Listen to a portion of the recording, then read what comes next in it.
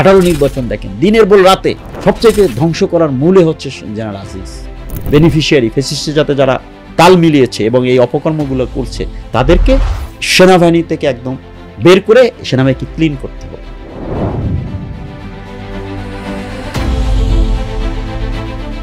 সিজেডএম এর সাথে আছেন, এইটার সাথে আপনার আসলে রিলেশনটা কিভাবে হলো, বা কিভাবে আপনি এই প্রতিষ্ঠানে নিজেকে সংযুক্ত করলেন?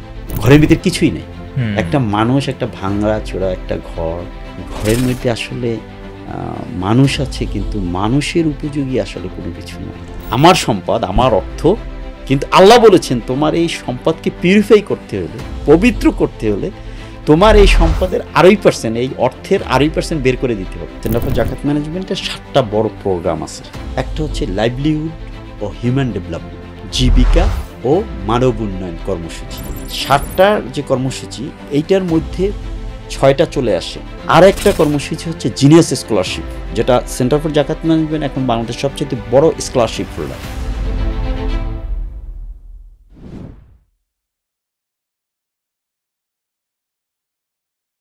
আসসালামু আলাইকুম ওয়া রাহমাতুল্লাহ। সুপ্রিয় দর্শক, আপনাদের স্বাগত জানাচ্ছি ইনোভা টক্সের আজকের আয়োজনে। আজ আমাদের অতিথি colonel Zakaria Hossain, head of corporate affairs, CZM. চলুন আমরা আমাদের অনুষ্ঠানের পক্ষ থেকে কর্নেল জাকারিয়াকে স্বাগত জানাচ্ছি। কেমন আছেন স্যার? আলহামদুলিল্লাহ ভালো আছি, আপনি কেমন আছেন? আলহামদুলিল্লাহ ভালো আছি। আপনি দীর্ঘদিন বাংলাদেশ সেনাবাহিনীতে কর্মরত ছিলেন এবং কৃতিত্বের সাথে, অত্যন্ত গৌরবের সাথে আপনি সেখানে কাজ করেছেন। দেশের পক্ষে অনেক কৃতিত্ব, অনেক বেশি সম্মান বয়ে এনেছেন এবং আপনি পরবর্তী জীবনেও এমন চমৎকার একটি বিষয়ে কাজ করছেন যেটি আসলে আমাদের দেশের অর্থনীতির জন্যে এবং বিশ্ব মুসলিম ইকোনমিক্সের জন্য যেটি অনেক বেশি গুরুত্বপূর্ণ, সিজেডএম। আমরা মূলত আপনার জীবনের গল্প শুনবো এবং একই সাথে সিজেডএমের গল্পও শুনতে চাই। এটি নিয়ে আমাদের দেশের আপামর শিক্ষার্থী সমাজ বিশেষ করে অনেক বেশি জানতে চায় যে এটির আসলে কার্যক্রম কী এবং কিভাবে, কোন রূপকল্পের মাধ্যমে সিজেডএম আগামী দিনে বাংলাদেশকে একটি স্বনির্ভর রাষ্ট্র হিসেবে, একটি সুদমুক্ত অর্থ ব্যবস্থার মধ্য দিয়ে কিভাবে এদেশের অর্থ ব্যবস্থাকে, এদেশের অর্থনীতিকে আগামী দিনে দাঁড় করাতে পারে, সেসব বিষয়ে আমরা আপনার কাছ থেকে গল্প শুনতে চাই। শুরু করতে চাই একেবারে আপনার জীবনের ছোটোবেলা দিয়ে। আপনি কোথায় জন্মগ্রহণ করেছেন? জি, আমার জন্মটা হয়েছিল রাজশাহী। আমার বাবা, উনি সরকারি চাকরিজীবী ছিলেন। তো বাবার সাথে আমাদের পরিবার বিভিন্ন জায়গায় আমরা ঘুরে বেরিয়েছি। তো আমার জন্ম রাজশাহী, বাট আমাদের পূর্বপুরুষের বাড়ি হচ্ছে পিরোজপুর সদর উপজেলায়। আচ্ছা আচ্ছা, পড়াশোনা রাজশাহীতেই ছোটোবেলায়? না, রাজশাহীতে আমার জন্ম হয়েছে, বাট এর পরপরই বাবা বদলি হয়ে যান। তো আমরা বিভিন্ন জায়গায় ছিলাম। পড়াশোনাটা শুরু করেছি আমাদের গ্রামের স্কুলে প্রথমে। বাবার একটা সময় আমাদের গ্রামের বাড়িতে আমাদেরকে রেখে আসছেন, তখন আমাদের গ্রামের বাড়িতে স্কুলে পড়াশোনা শুরু করেছি। ওখান থেকে ক্লাস 5 পর্যন্ত পড়াশোনা করেছি। বৃত্তি পরীক্ষা দিয়েছি, বৃত্তি পেয়েছি। তারপরে ক্লাস 6 থেকে আমি খুলনা ল্যাবরেটরি স্কুলের ছাত্র। আচ্ছা, ওখানে ভর্তি হয়েছি। 6 থেকে ওখানে 6, 7, 8, 6, 7 2 ইয়ার্স ওখানে পড়াশোনা করেছি খুলনা ল্যাবরেটরি স্কুলে। এরপরে আবার বাবার সাথে পটুয়াখালী চলে যাই, পটুয়াখালী শহরে। তখন বাবার পোস্টিং হয়। আমি তখন জুবিলি স্কুল, পটুয়াখালী জুবিলি স্কুলের নাম শুনছেন নিশ্চয়ই। জুবিলি স্কুলে ক্লাস 8-এ ভর্তি হই। 8, 9, 10 এসএসসি পাশ করি জুবিলি স্কুল থেকে। এটা কত সালের দিকে? এটা আমার 1984, আচ্ছা, 1984 সালে আমার এসএসসি। অনেক আগের। হ্যাঁ, অনেক। তারপরে হচ্ছে আমি আবার বরিশাল চলে আসি, বিএম কলেজে ভর্তি হই এসএসসি। বিএম কলেজ, ব্রজমোহন, হ্যাঁ, বিখ্যাত কলেজ, বরিশাল ব্রজমোহন কলেজ। সেখান থেকে আমি 1986-এ আমি এইচএসসি পাশ করি। আচ্ছা, এরপরে আমি ঢাকা বিশ্ববিদ্যালয়ে ভর্তি হই। পলিটিক্যাল সায়েন্সে আমি ওখানে ছাত্র হিসাবে ফার্স্ট ইয়ারে ছিলাম। ফার্স্ট ইয়ার থাকা অবস্থায় আমি সেনাবাহিনীতে আইসিএসবি ফেস করি এবং আইসিএসবিতে যখন আমি থ্রু হয়ে যাই, চান্স পাই, তখন আমার অলমোস্ট ফার্স্ট ইয়ারের জাস্ট ফাইনাল এক্সাম শুরু হচ্ছে। আমি একটা অ্যাপিয়ারও করেছি আমার যতদূর মনে পড়ে। তারপরে আমি ওখানে চান্স পাওয়ার পরে আমি তখন যে ভর্তি হই, মানে বাংলাদেশ মিলিটারি একাডেমিতে জয়েন করি। আচ্ছা, এমনিতে যারা মিলিটারি একাডেমিতে জয়েন করতে চায় তাদের জন্য আসলে মানে এই একটাই কি ওয়ে? হ্যাঁ, যারা অফিসার পদে যারা বাংলাদেশ সেনাবাহিনীতে জয়েন করতে চায় তাদের এই একটাই ওয়ে, সেটা হচ্ছে একটা লং কোর্স আছে, আপনি জানেন যে দীর্ঘমেয়াদী কোর্স একটা আছে, শর্ট কোর্স আছে। তো যারা দীর্ঘমেয়াদী কোর্সে যায় এরা এইচএসসি পাশের পরেই তাদের এখানে বিভিন্ন ইন্টারভিউ, পরীক্ষা, রিটেন এক্সাম, আইসিএসবি এগুলোর মধ্য দিয়ে তাদেরকে যেতে হয়, তারপরে তারা ফাইনালি সিলেকশন পায় আইসিএসবির থ্রুতে। আচ্ছা। আর এছাড়া যারা আমাদের মেডিকেল কোর আছে আপনি জানেন, তারপরে এডুকেশন কোর আছে, হ্যাঁ, সেক্ষেত্রে যারা বিভিন্ন মেডিকেল কলেজ থেকে যারা পাশ করে তারা এমবিবিএস পাশ করার পরে তাদের আর্মিতে রিক্রুটমেন্ট হয়।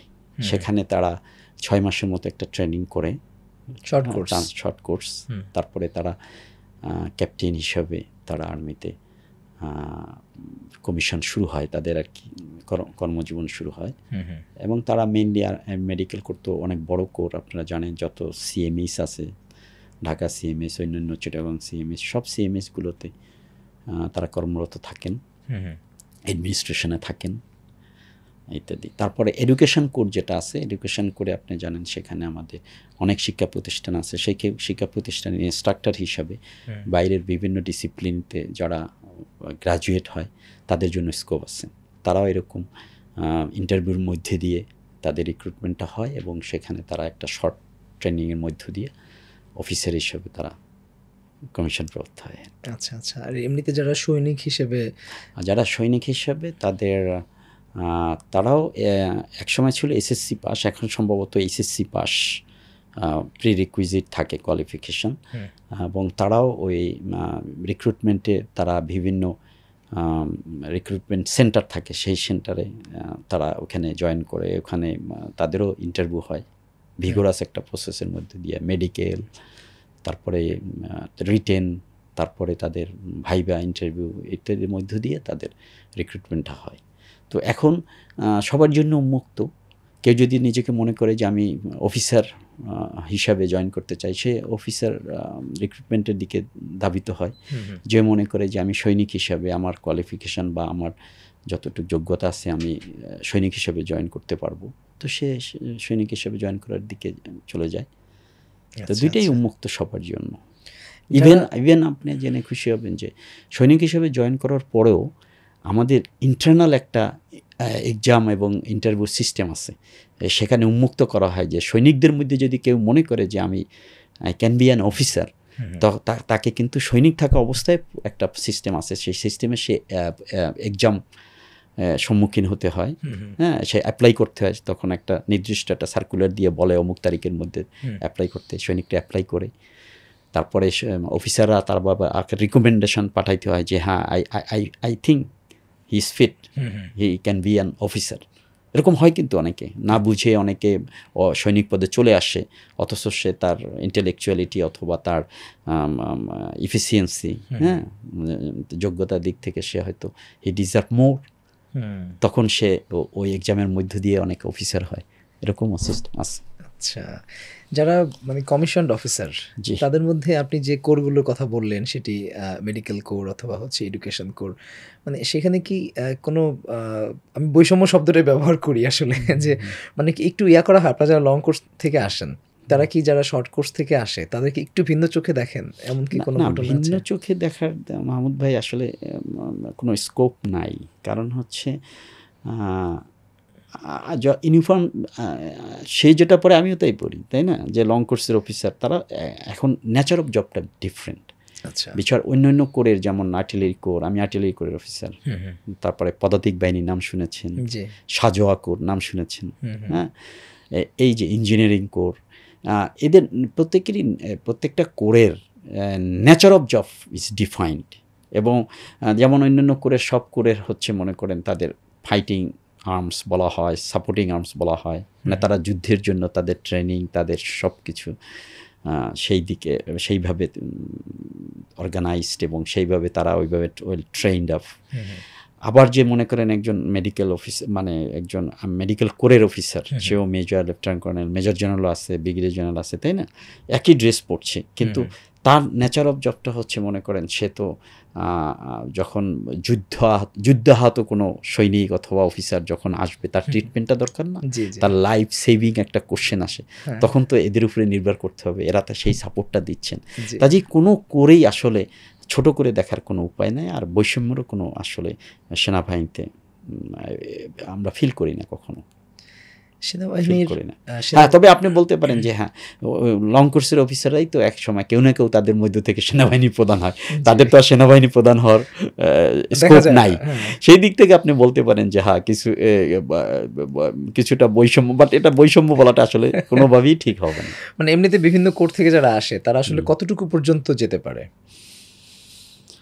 আচ্ছা, এদের মধ্যে কি ব্রিগেডিয়ার জেনারেল বা মেজর জেনারেল এগুলো আছে? না, এইটার রিকোয়ারমেন্টটা, এটার স্কোপটা হচ্ছে মনে করেন, আমি প্রথমেই বলছি যে নেচার অফ ডিউটি অথবা নেচার অফ জব, এই কারণে মনে করেন একজন মেডিকেল কোরের সর্বোচ্চ তারা মেজর জেনারেল হতে পারেন। আচ্ছা, মেডিকেল কোরে। এডুকেশন কোরের আমাদের অফিসাররা ব্রিগেডিয়ার জেনারেল আছেন, বহুত ব্রিগেডিয়ার জেনারেল আছেন। হ্যাঁ, মেজর জেনারেল এডুকেশন করতে এখন পর্যন্ত, বিকজ এই যে মেজর জেনারেল হন অথবা লেফটেন্যান্ট জেনারেল হন, এটা কিন্তু নির্ভর করে তার হাউ বিগ ইট ইজ, তার মানে ওই এস্টাবলিশমেন্টটা কত বড়।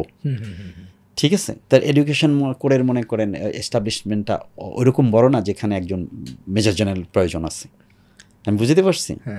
আবার মেডিকেল করে এটা মেজর জেনারেল পর্যন্ত আমাদের দেশে এখন পর্যন্ত হাইয়েস্ট। ঠিক আছে, আর লেফটেন্যান্ট জেনারেল আমাদের দেশে এখন যেটা আছে 5 জন আমাদের লেফটেন্যান্ট জেনারেল থাকে স্ট্রাকচার অনুযায়ী। এখন 5 জন লেফটেন্যান্ট জেনারেল থাকেন, তাদের মধ্যে থেকে একজন জেনারেল হন এবং হি becomes chief of army staff. আচ্ছা আচ্ছা, বুঝতে পারছি। তো এখন অন্যান্য কোরের যদি আপনি বলেন আর্টিলারি, ইনফ্যান্ট্রি, ইঞ্জিনিয়ারিং কোর ইত্যাদি ইত্যাদি, এই 3টা কোরের এমন কতগুলো কোর আছে? এরকম অনেকগুলো কোর আছে, যেমন আমি তো বললাম আর্টিলারি, ইনফ্যান্ট্রি, তারপরে engineering core, armoured core, ASC service support core আছে, মেনলি এই কয়েকটাই। মেডিকেল এডুকেশন, যেগুলো মেডিকেল এডুকেশন তো আছে, এটার পাশাপাশি ইএমই কোর আছে, ইএমই। আচ্ছা, আপনি লং কোর্স শেষে আপনি সর্বপ্রথম কোথায় পদায়ন হলো আপনার? আচ্ছা, আমি কমিশন পাই 1992-তে, 1992 জুনে আমি কমিশন প্রাপ্ত হই। আমি কমিশন পেয়ে আমি জয়েন করি মিরপুর একটা ইউনিটে, আর্টিলারি ইউনিটে, 12 ফিল্ড রেজিমেন্ট আর্টিলারি। সেখানে আমি সেকেন্ড লেফটেন্যান্ট হিসেবে জয়েন করি। জয়েন করার ডেটটাও আমার মনে আছে, সেটা হচ্ছে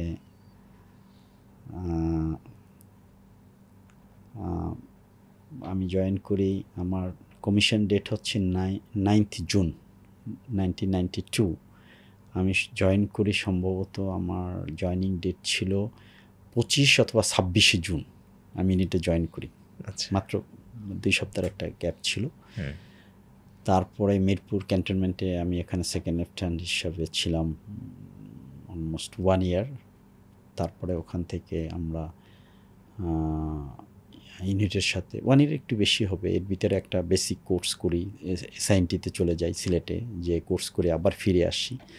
ফিরে আসার পরে 1.5 বছর কিন্তু অলমোস্ট 2 ইয়ার্সের কাছাকাছি সময়ের পরে আমরা মিরপুর থেকে চলে যাই খাগড়াছড়ির হিল ট্র্যাক্সের খাগড়াছড়ির অধীনে মাটিরাঙ্গা একটা স্থানের নাম আছে, মাটিরাঙ্গা, গুইমেরা রিজিয়ন বলা হয়। গুইমেরা রিজিয়নের অধীন মাটিরাঙ্গা, এখন এটা উপজেলা হয়তো। মাটিরাঙ্গা নামক ওই জায়গাটায় আমাদের একটা ক্যাম্প ছিল, একটা জোন হেডকোয়ার্টার বলা হয়। তো আমাদের ইউনিটটা ওখানে আমরা চলে যাই। ওখানে যে হিল ট্র্যাক্সে আমাদের ডিউটি শুরু হয়। তখন ওই মাটিরাঙ্গাতেই 3 ইয়ার্স ইউনিটের সঙ্গে ছিলাম।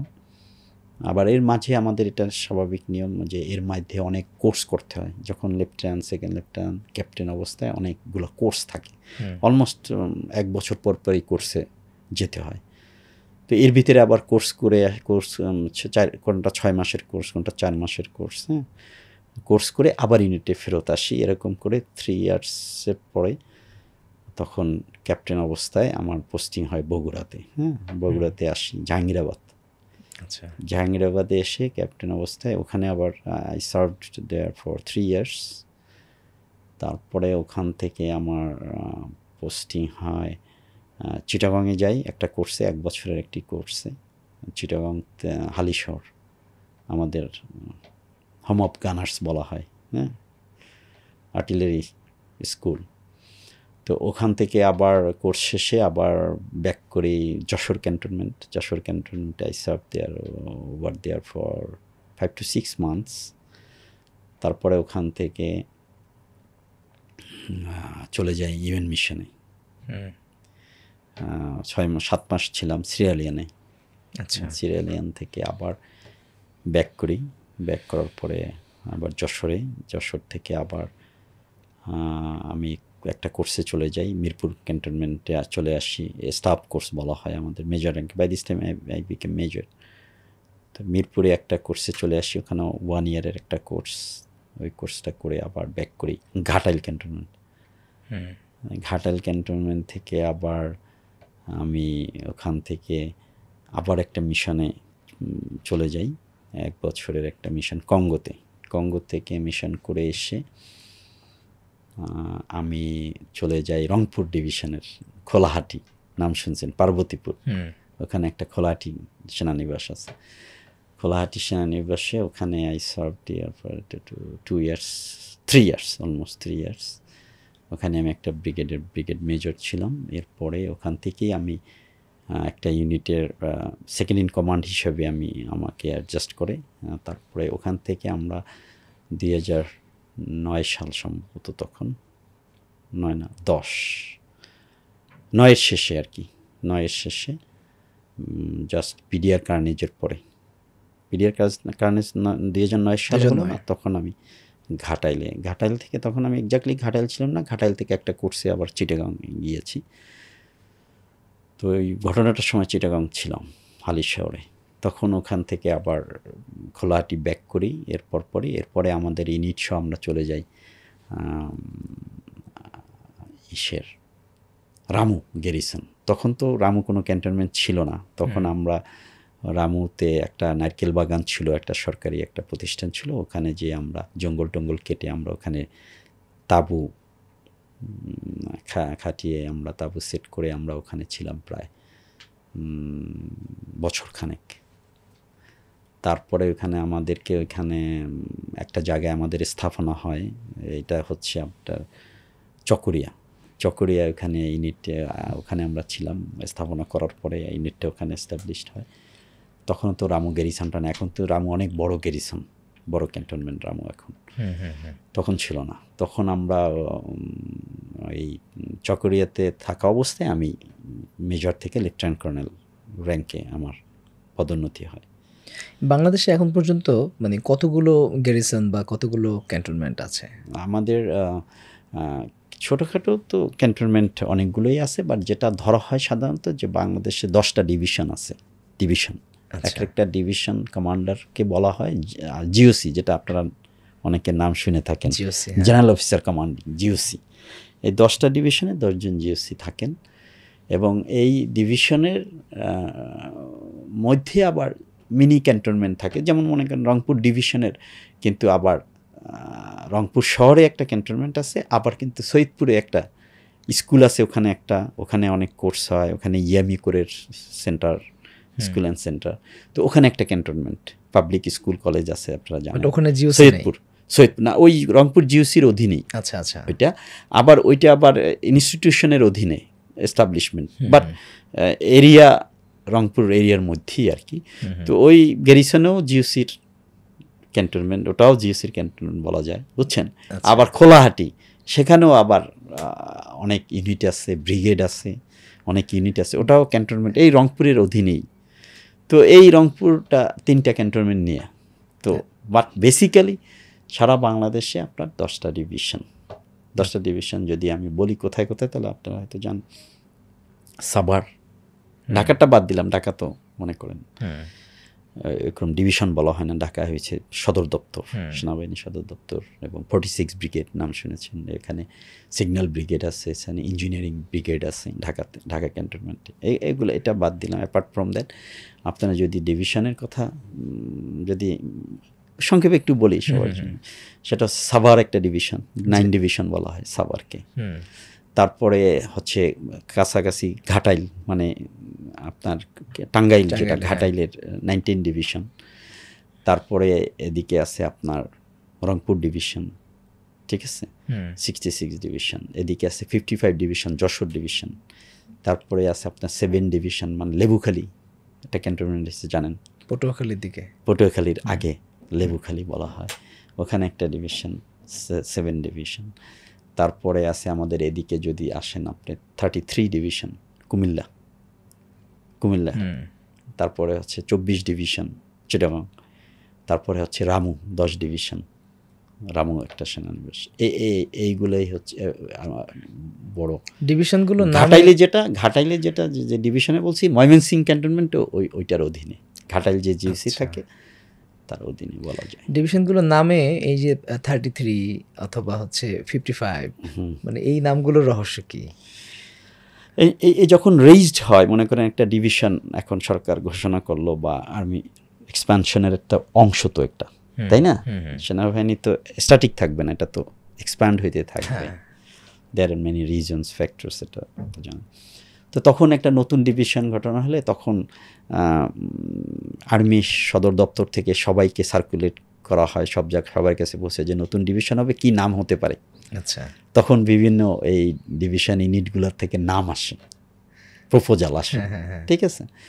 প্রপোজাল আসলে সেটার ভিতর থেকে যেটা সবচাইতে ভালো লাগে সেটা দেয়, এটা মিনিংফুল, সেটা একটা মিনিংফুল হতে হবে। হ্যাঁ, যেমন সংখ্যাটা কেন থাকছে, এবং সংখ্যাটা থাকে তাকে আইডেন্টিফাই করার জন্য।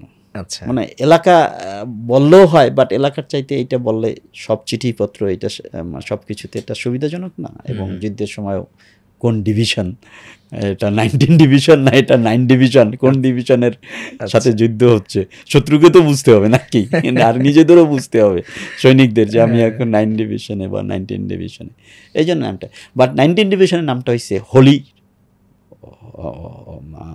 19, যে হোলি নেম, আল্লাহ জেনে 19 নাম। হ্যাঁ, এইটার উপরে ভিত্তি করে কিন্তু এই 19 ডিভিশন হয়েছে। চমৎকার। আপনি ইউএন মিশনে গিয়েছিলেন কতবার? আমি দুবার ইউএন মিশনে যাই। প্রথমবারে যাই 2002 সালে, 2-3 মিলে আর কি। এটা সে সময় আমি সিরিয়ালিয়ানে গিয়েছিলাম। এটা 1 বছরই একটা মিশন সাধারণত আমাদের সময়, এখনও তাই হয়। ডিউরেশন থাকে সাধারণত 1 ইয়ার বাংলাদেশের অফিসার সৈনিকদের জন্য। কিন্তু আমার ওই সময় আমাদের কোনো একটা কারণে একটা আমরা ফল ব্যাক করি, রিপ্যাট্রিয়েট হয় আমাদের ইউনিটটা। আমি এই জন্য ওই সময় 7 মাসের একটা মিশন করি। এর পরবর্তীতে আবার কঙ্গোতে আমি 11 মাসের মতো মিশন করি, সব মিলে 20 মাসের মতো আমার মিশন। এটা কি বাধ্যতামূলকভাবে মানে সবাইকে করতেই হয়, একবার দুবার এমন কিছু?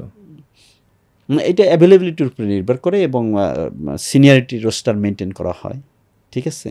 এটা সেনাবাহিনীর একটা পরিদপ্তরই আছে যারা এই ইউএন মিশনটা দেখে, ওদের রিকোয়ারমেন্ট আসে, হ্যাঁ, ইউএন হেডকোয়ার্টার থেকে, জাতিসংঘ থেকে রিকোয়ারমেন্ট আসলে সেই অনুযায়ী সৈনিকদের, অফিসারদের একটা এরকম রোস্টার থাকে, সিনিয়রিটি রোস্টার থাকে। তারপরে ইউনিকনেস থাকে, মানে একই ইউনিট এর একটা ব্যাপার থাকে, কোন ইউনিটটা এখন যাবে, সব কিছু মিলে একটা সিস্টেম মেনটেন করা হয়। ওই সিস্টেম অনুযায়ী যায়। মিশনের জার্নিগুলো তো খুবই মানে রিস্ক, অর্গানাইজড না। যে মনে করেন যে এলাকায় আমরা ইউএন মিশন তো হয় যে এলাকায় যুদ্ধ বিধ্বস্ত এলাকা, যেখানে যুদ্ধ চলছে, রাইভেল গ্রুপ আছে, তাই না, বিদ্রোহী গ্রুপ আছে, সেখানে সংঘর্ষ চলছে, সেখানে ইউএন মিশন তো ওখানে পাঠায় যেখানে you require peace, there is no peace, তাই না।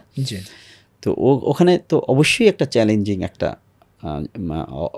সিচুয়েশান তৈরি হয় যেখানে কারণ আমরা তো যে ওখানে পাঠানো হচ্ছে আপনি যাতে পিস এই বিদ্রোহীদের মধ্যে আপনি যাতে একটা শান্তি নিয়ে আসতে পারেন, তাই তো, ক্ষয়ক্ষতি কম হয়, ওরা যাতে আন্ডার কন্ট্রোল থাকে, এই সব কিছু ম্যান্ডেট দিয়ে তো পাঠানো হয়, তাই না? তো সেখানে দেশ অনুযায়ী সিচুয়েশান অনুযায়ী কিন্তু এই চ্যালেঞ্জ বা রিস্কের ব্যাপারটা থাকে। যেমন যত মিশন হয়েছে আমাদের সময় বা এখনও হয়তো একই, খুব একটা বেশি ডিফারেন্স এই অল্প সময়ের মধ্যে হয়নি। সেটা হচ্ছে আমাদের সময় কঙ্গো মিশনটা ছিল খুব রিস্কি মিশন, ঠিক আছে? তো ওইরকম রিস্কি মিশন যেটা, সেখানে আবার অন্যরকম প্রিকশন নেওয়া হয়। বাট এখান থেকে যখন যায় সব কিছু তো একটা ম্যান্ডেট, একটা সিস্টেম, অর্গানাইজড প্ল্যান অনুযায়ী যায়, তাই না? হয়। তারপরে প্রি ডিপ্লয়মেন্ট ট্রেনিং হয়, অফিসার সৈনিকদের ট্রেনিং দিয়ে পাঠানো হয়, কিন্তু এমনি এমনি একটা ইউনিটকে, একটা অফিসারকে পাঠানো হয় না। আমাদের দেশে এটা ওভার দ্য পিরিয়ড একটা সিস্টেম ডেভেলপ করেছে সেনাবাহিনীতে, এবং ওই সিস্টেমে প্রি ডিপ্লয়মেন্ট ট্রেনিং বলি আমরা। এটা ওয়ার্নিংটা আগেই আসে, মনে করেন 6 মাস 1 বছর আগে ওয়ার্নিং আসে যে এই ইউনিটের অমুক এরা যাবে মিশনে, বুঝছেন? তখন ওই অনুযায়ী তাদেরকে এই মিশনে যাওয়ার জন্য আমাদের অফিসার বা সৈনিকদের মধ্যে কি একটা আকাঙ্ক্ষা থাকে? সব আকাঙ্ক্ষা তো অবশ্যই থাকে, যেহেতু আমরা ফিনান্সিয়ালি একটু বেনিফিটেড হওয়া যায়, তাই সবার তো ইচ্ছা থাকে, আকাঙ্ক্ষা থাকে।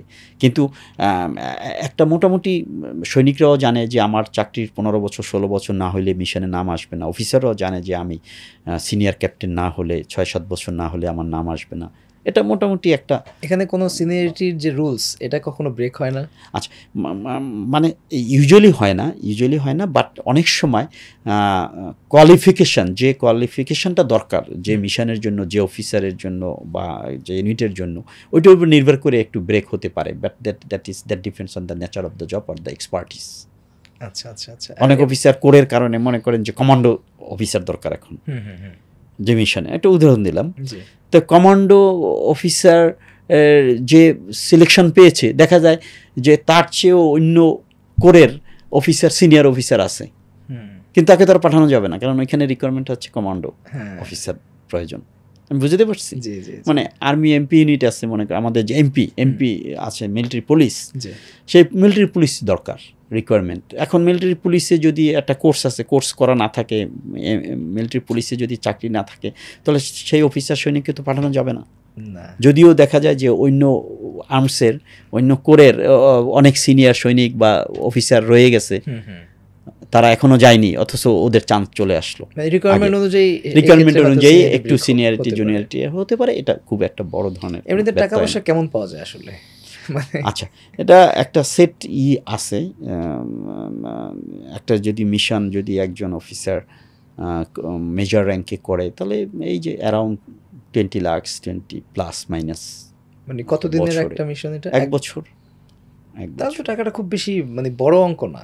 বড় অঙ্ক না, বাট মানে এটাও তো মেজরের জন্য তো খুব বড় অঙ্ক না। তারপরেও তো আমরা যারা সেনাবাহিনীতে অফিসার হিসেবে থাকি, আমরা তো আমাদের বেতনটা তো এই লাস্টে এসে কিছুটা ইনক্রিজ করেছে, বাট আমাদের ওই বেতনে তো তাকে স্ট্যাটাস মেনটেন করে, তাকে তো ফ্রি খাওয়ার তো কোনো স্কোপ নাই অফিসারদের। তো স্ট্যাটাস মেনটেন করা, তার ভরণ পোষণের জন্য ফ্যামিলি রিকোয়ারমেন্ট, এটা খুব একটা বেশি ভালো অবস্থায় কখনো ছিল না অফিসাররা। এই তারপরে মিশনে যাওয়ার পরে মিশনের এই টাকাটা, এই বাড়তি যে 1 বছরে যে এটা তো তাকে ফাইন্যান্সিয়ালি অনেক স্ট্রেংথেন করে, তাই না? বেশি ওইরকম না হইলেও, কারণ এখানে তো সৎভাবে ছাড়া তো আর অন্য কোনো, আপনার অন্য বাইরে আমাদের দেশে যেটা হচ্ছে সবচাইতে খারাপ একটা কি বলবো প্রচলন যেটা আছে, যে ওনার যে বেতন তার চাইতে বাড়তি আয় বেশি, বাড়তি উপার্জন বেশি, সেটা তো আর সেনাবাহিনীতে কল্পনা করতে পারবেন না। এখানে কি বাড়তি আয়ের কোনো সুযোগ নাই? না, কোনো সুযোগ, অবভিয়াসলি কোনো সুযোগই নেই এখানে, কোনো সুযোগ নাই, আপনি চিন্তাও করতে পারবেন না। আচ্ছা, যে বাড়তি আয়ের কোনো সুযোগ আছে। কেউ যদি করে, যদি কেউ মিসঅ্যাপ্রোপ্রিয়েশন হয়ে যেতে পারে, কারণ অফিসাররাই তো আমরা বিভিন্ন কর্মের সাথে, কাজের সাথে, তারপরে বাজেট অ্যালটমেন্ট যেটা হয়, অ্যালটমেন্টের সাথে আমরা জড়িত। কোনো অফিসার যদি এরা হেরফের করে, সিস্টেমটা এরকম, সে হি উইল বি কট, সে ধরা পড়বি। আর ধরা পড়লে তো পানিশমেন্টের আপনি কোনো চিন্তা করতে পারবেন না। যে অনেকে তো এই কারণে স্যাক হয়ে গেছে, স্যাকড ফ্রম সেনাবাহিনী অ্যাজ অ্যান অফিসার। আচ্ছা, এখানে কোনো মার্সির কোনো স্কোপ নাই। কিন্তু তাদেরকে তো আসলে মানে সুযোগ সুবিধা বা তাদের জীবন হ্যাঁ, উপকরণের কেউ জন্য যদি যা যা দরকার। আপনি যতক্ষণ পর্যন্ত ধরা না পড়বেন ততক্ষণ পর্যন্ত তো আপনি অনেক কিছু করতে পারেন। না, আমি বলছি ইন জেনারেলি যারা সততার সাথে কাজ করছেন ম্যাক্সিমাম বা সবাই, আমি এমনটাই বলবো যে সবাই হয়তো 2-4টা ঘটনা বিচ্ছিন্ন থাকতে পারে, মানে সেনাবাহিনীর সদস্যদের জন্য বা অফিসারদের জন্য, তাদের জন্য তো আসলে সুযোগ সুবিধার কোনো কমতি নাই, তো তাদের তো আসলে বাইরে বাড়তি ইনকামের প্রয়োজন হয় না, এমন মানে ব্যাপারটা কেমন না আসলে? না, এইখানে আমি একটু ডিফার করব আপনার সাথে। বাইরে থেকে মনে হয় যে হ্যাঁ, এটা সুযোগ সুবিধা সব কিছু দিয়ে ভরে আছে এদের, হ্যাঁ এটা কিন্তু সেটা আপনার একটা অফিসারের কথা বলি আমি, আপনাকে যদি উদাহরণ দিতে তাহলে বুঝবেন। জি। আমরা যখন আমি যখন লেফটেন্যান্ট হিসেবে জয়েন করেছি, তখন আমার স্টার্ট হয়েছে বেতন, আমার মনে পড়ে ফার্স্ট ড্র করছি 15 or 16,000 টাকা। কত সালে? 1992-তে, ঠিক আছে? আচ্ছা। এরকম হবে, হ্যাঁ। কিন্তু তখনই আমি আমার অফিসার মেসে যে খাওয়া দাওয়া করতাম, থাকতাম অফিসার মেসে, এটা প্রায় 6-7 হাজার টাকা ওখানেই চলে যেত। এরপরে যদি একটা ছুটিতে আসতাম, যখন ছুটিতে আসলে আসা যাওয়া, তারপরে হচ্ছে বাড়িতে আসলে মা বাবা ভাই বোনের জন্য কিছু কেনাকাটা করা, এগুলো তো করতে হয়। তো এগুলো করতে যে আমি যখন, আমার মনে আছে প্রতিটা ছুটিতে যখন আমি বাসার থেকে, তখন আমার বাবা খুলনা বাড়ি করেছে, আমরা খুলনায় ছিলাম, ছুটিতে খুলনায় আসতাম শহরে, তখন সব ছুটিতে যাবার সময় বাবা বলতো, বাবা টাকা লাগবে। কোনো সময় বাবার কাছ থেকে টাকা নিতাম বা ভাড়ার জন্য, বাবা হ্যাঁ টাকা লাগবে। বাবা use to ask this question to me, বাবা টাকা লাগবে, কারণ সে জানতো যে সেনাবাহিনীর স্ট্যাটাস বা অন্য কারণে। উনিও কি সেনাবাহিনীতে ছিলেন? না, ছিলেন না, বাট উনি ওনার অভিজ্ঞতা, ওনার উইজডম দিয়ে এগুলো বুঝতেন। তো বাবা ইউজ টু সে মি যে টাকা লাগবে। তো যাই হোক, আমি যেটা বলতে চাচ্ছিলাম, তখন কিন্তু অনেকে, আমার চাকরি 30 বছর করার পরও আমার কিন্তু ব্যাংকে লালকালি ছিল, ব্যাংকে, বিকজ আমার একটু লায়াবিলিটি ছিল, আমার একটু দায়িত্বও ছিল ফ্যামিলি। আমার বাবা 86-এ উনি রিটায়ার্ড করেছেন, ঠিক আছে? আমার ছোট ভাইরা বোনরা ওরা তখন স্কুল গোয়িং, ইউনিভার্সিটি গোয়িং, ঠিক আছে? তখন আমার কিছুটা আমাকে পরিবারকে কন্ট্রিবিউট করতে হতো। হ্যাঁ, আমি ইচ্ছা করলে হয়তো আমি ওইগুলোকে এড়িয়ে যেতে পারতাম, এড়িয়ে যেয়ে হয়তো আমি আমার নিজেকে নিয়ে হয়তো আরও ভালো অবস্থানে থাকতে পারতাম, বাট এটা it is one of my responsibility, আমি মনে করেছি। বাট ওই রকম আপনি যেটা বলেছিলেন যে রিকোয়ারমেন্টের দরকার হয় না, না আপনার যেমন আমরা অফিসাররা ভিতরে গাড়ির ফেসিলিটিস আছে, গাড়ি তো সেটা তো আমার ডিউটি, এবং আমার সপ্তাহে একদিন বাইরে যাওয়ার জন্য একটা গাড়ি দিচ্ছে। এছাড়া আমার অন্য তো মুভ আছে, ছুটিতে যাওয়ার সময় আছে, ছুটির থেকে আসার সময় আছে, তাই না? তখন তো আমি সিভিল ট্রান্সপোর্ট ইউজ করি। হ্যাঁ, তো অনেকে হয়তো মনে করে যে তার যদি অবস্থা ভালো থাকে সে একটা গাড়ি কিনে নিছে, অনেকে সে সময় একটা মোটরসাইকেল কিনে নিছে, এটা ডিপেন্ড। তো আমি যেটা বলছি যে আপনি যে ভিতরে আপনার থাকা খাওয়া, হ্যাঁ, এটা আপনার ওই সময় আমাদের এত লাক্সারি ছিল না যে বেতনের সব টাকা থাকার পরেও একটা ভালো অ্যামাউন্ট সবসময় সেভ হচ্ছে, নো। এখন হয়তো যেহেতু একটু স্যালারি ইনক্রিজ করেছে লাস্ট 2টা পে স্কেলে, তো এখন হয়তো জুনিয়র যারা আছে, এখন অফিসার যারা আছে, একটু আগের চেয়ে অনেক একটু ভালো অবস্থা, কিছুটা স্বচ্ছন্দ তো আসছে। এবং এখন হয়তো মিশনে, ওই সময় এই জন্য মিশনটা একটু লুক্রেটিভ ছিল, যে মিশনে গেলে কিছু টাকা আসবে, ওইটা যদি আমি প্রপার ইউটিলাইজ করতে পারি, দেন আমি আইল be in better shape, better অবস্থানে চলে যাব। জি, জি। আপনি 2টা মিশনে গিয়েছেন, সেখানে কি কোনো আপনার কোনো অভিজ্ঞতা, বিশেষ কোনো অভিজ্ঞতা আছে? মানে সেটা হতে পারে যে কোনো। জি, আমি সিরিয়ালিনে যে মিশনটায় ছিলাম 7 মাসের মতো, মিশনটায় আমি ওখানে আমাদের থাকাকালীন সময় ইলেকশন হয়েছে, ওদের ন্যাশনাল ইলেকশন, এবং ন্যাশনাল ইলেকশনে আমরা ডিউটি করেছি। আমার মনে আছে যে ওদের স্কোয়াড দিয়ে আমি তখন ওখানে ক্যাপ্টেন না মেজর জাস্ট র্যাঙ্ক পড়েছি। তখন আমরা আমাদের কনভয় দিয়ে ওদের এই ব্যালট পেপারটা নিয়ে যাওয়া, তারপরে আবার কাউন্টিংয়ের জন্য নিয়ে আসা, তারপরে আবার ওইখানে বুথে যেখানে ইলেকশন হচ্ছে সেই ইলেকশনের চারিদিকে সিকিউরিটি এনশিওর করা, এই একটা ভালো অভিজ্ঞতা আছে। বাট ওদের ভিতরে আমাদের ভিতরে ডিফারেন্সটা হচ্ছে যে আমাদের দেশে যেমন প্রচুর পোস্টার, মাইকিং, লোকজন, মিছিল, মিটিং, এইসব বেশি একটা ওদের ওই সময় ছিল না। অবশ্য জনসংখ্যা অনেক কম ছিল, জনসংখ্যা কম ছিল, তারপরে হয়তো ওদের ওই রকম ট্র্যাডিশনটা নাই। আমি দেখলাম যে ওই গাছের নিচে একটা বুথ রাখা, ওদের অফিসিয়াল 2-3 জন বসা, ওই লোকজন আসছে, হ্যাঁ, ভোট দিচ্ছে, আবার লোকজন চলে যাচ্ছে, আবার গ্যাপ, আবার কিছু লোকজন আসছে, ভোট দিচ্ছে। মানে আপনি চিন্তা করেন একটা গাছের নিচে একটা বক্স বসানো, অফিসিয়াল বসা আছে, ভোট দিচ্ছে। হাউ সিকিউর দে আর, মানে তাদের এটা ইয়েও নাই যে এটা কারচুপি হবে, এখান থেকে কেউ সিনেই নিবে, ইয়ে হবে। চমৎকার, এক্সিলেন্ট ইন মাই লাইফ। আপনি তো সর্বশেষ কর্নেল হিসেবে রিটায়ারমেন্টে গেলেন কত সালের দিকে সেটা? আমি এই যে 2023 সালের 1 জানুয়ারি থেকে আমি রিটায়ারমেন্টে। মানে আপনার এন্টায়ার এই ডিফেন্সিভ যে লাইফটা, ডিফেন্সের এই লাইফটার ক্ষেত্রে যদি বলা হয় যে একটা গল্প বা একটা ঘটনা শেয়ার করতে, মানে আপনি কোন ঘটনাটা তখন বলবেন? 30 বছর জীবন তো সেনাবাহিনীতে কর্মরত ছিলাম। আমার সবচেয়ে চমৎকার এবং মনে রাখার মতো অনেক অনেক ঘটনা আছে। তার মধ্যে থেকে অন্তত ক্যাপ্টেন অবস্থায় যখন আমি এসেছিলাম হিল ট্র্যাক্সে আমি যে ক্যাম্পে ছিলাম, এটা হচ্ছে সিআইও ক্যাম্প বলা হয়। এটা অনেক রিমোট এরিয়াতে, পাহাড়ের উঁচুতে একটা ক্যাম্প ছিল, ওটা ধর্মপুকুর ক্যাম্প বলা হয়। ওই ক্যাম্পে আমি ছিলাম, আমি ক্যাম্প কমান্ডার, ক্যাপ্টেন। তো এখানে অনেক স্মৃতি আছে তখন, যারা যেহেতু আমি আনম্যারিড, ব্যাচেলার, ক্যাপ্টেন, তারপরে হচ্ছে আমার সাথে সৈনিক প্রায় 40 মতো, হ্যাঁ, অস্ত্র, গোলা বারুদ সব আমাদের ওইখানে, আমরা পেট্রোল করি চারিদিকে, আমাদের ইনফ্লুয়েন্সটা বজায় রাখি, ইত্যাদি ইত্যাদি। তো অনেক কিছু, তারপরে যে বিশেষ করে যারা সোলজার, ইয়াং সোলজার, তাদের সাথে একটা ওইরকম একটা সম্পর্ক তৈরি হয়ে গেছিলো। তো আমরা একদিন একটা পেট্রোলে গিয়েছিলাম, ওই পেট্রোলে আমরা 2টা পেট্রোল 2 জায়গার থেকে, মানে আমাদের পেট্রোলটা কি? পেট্রোল হচ্ছে ওই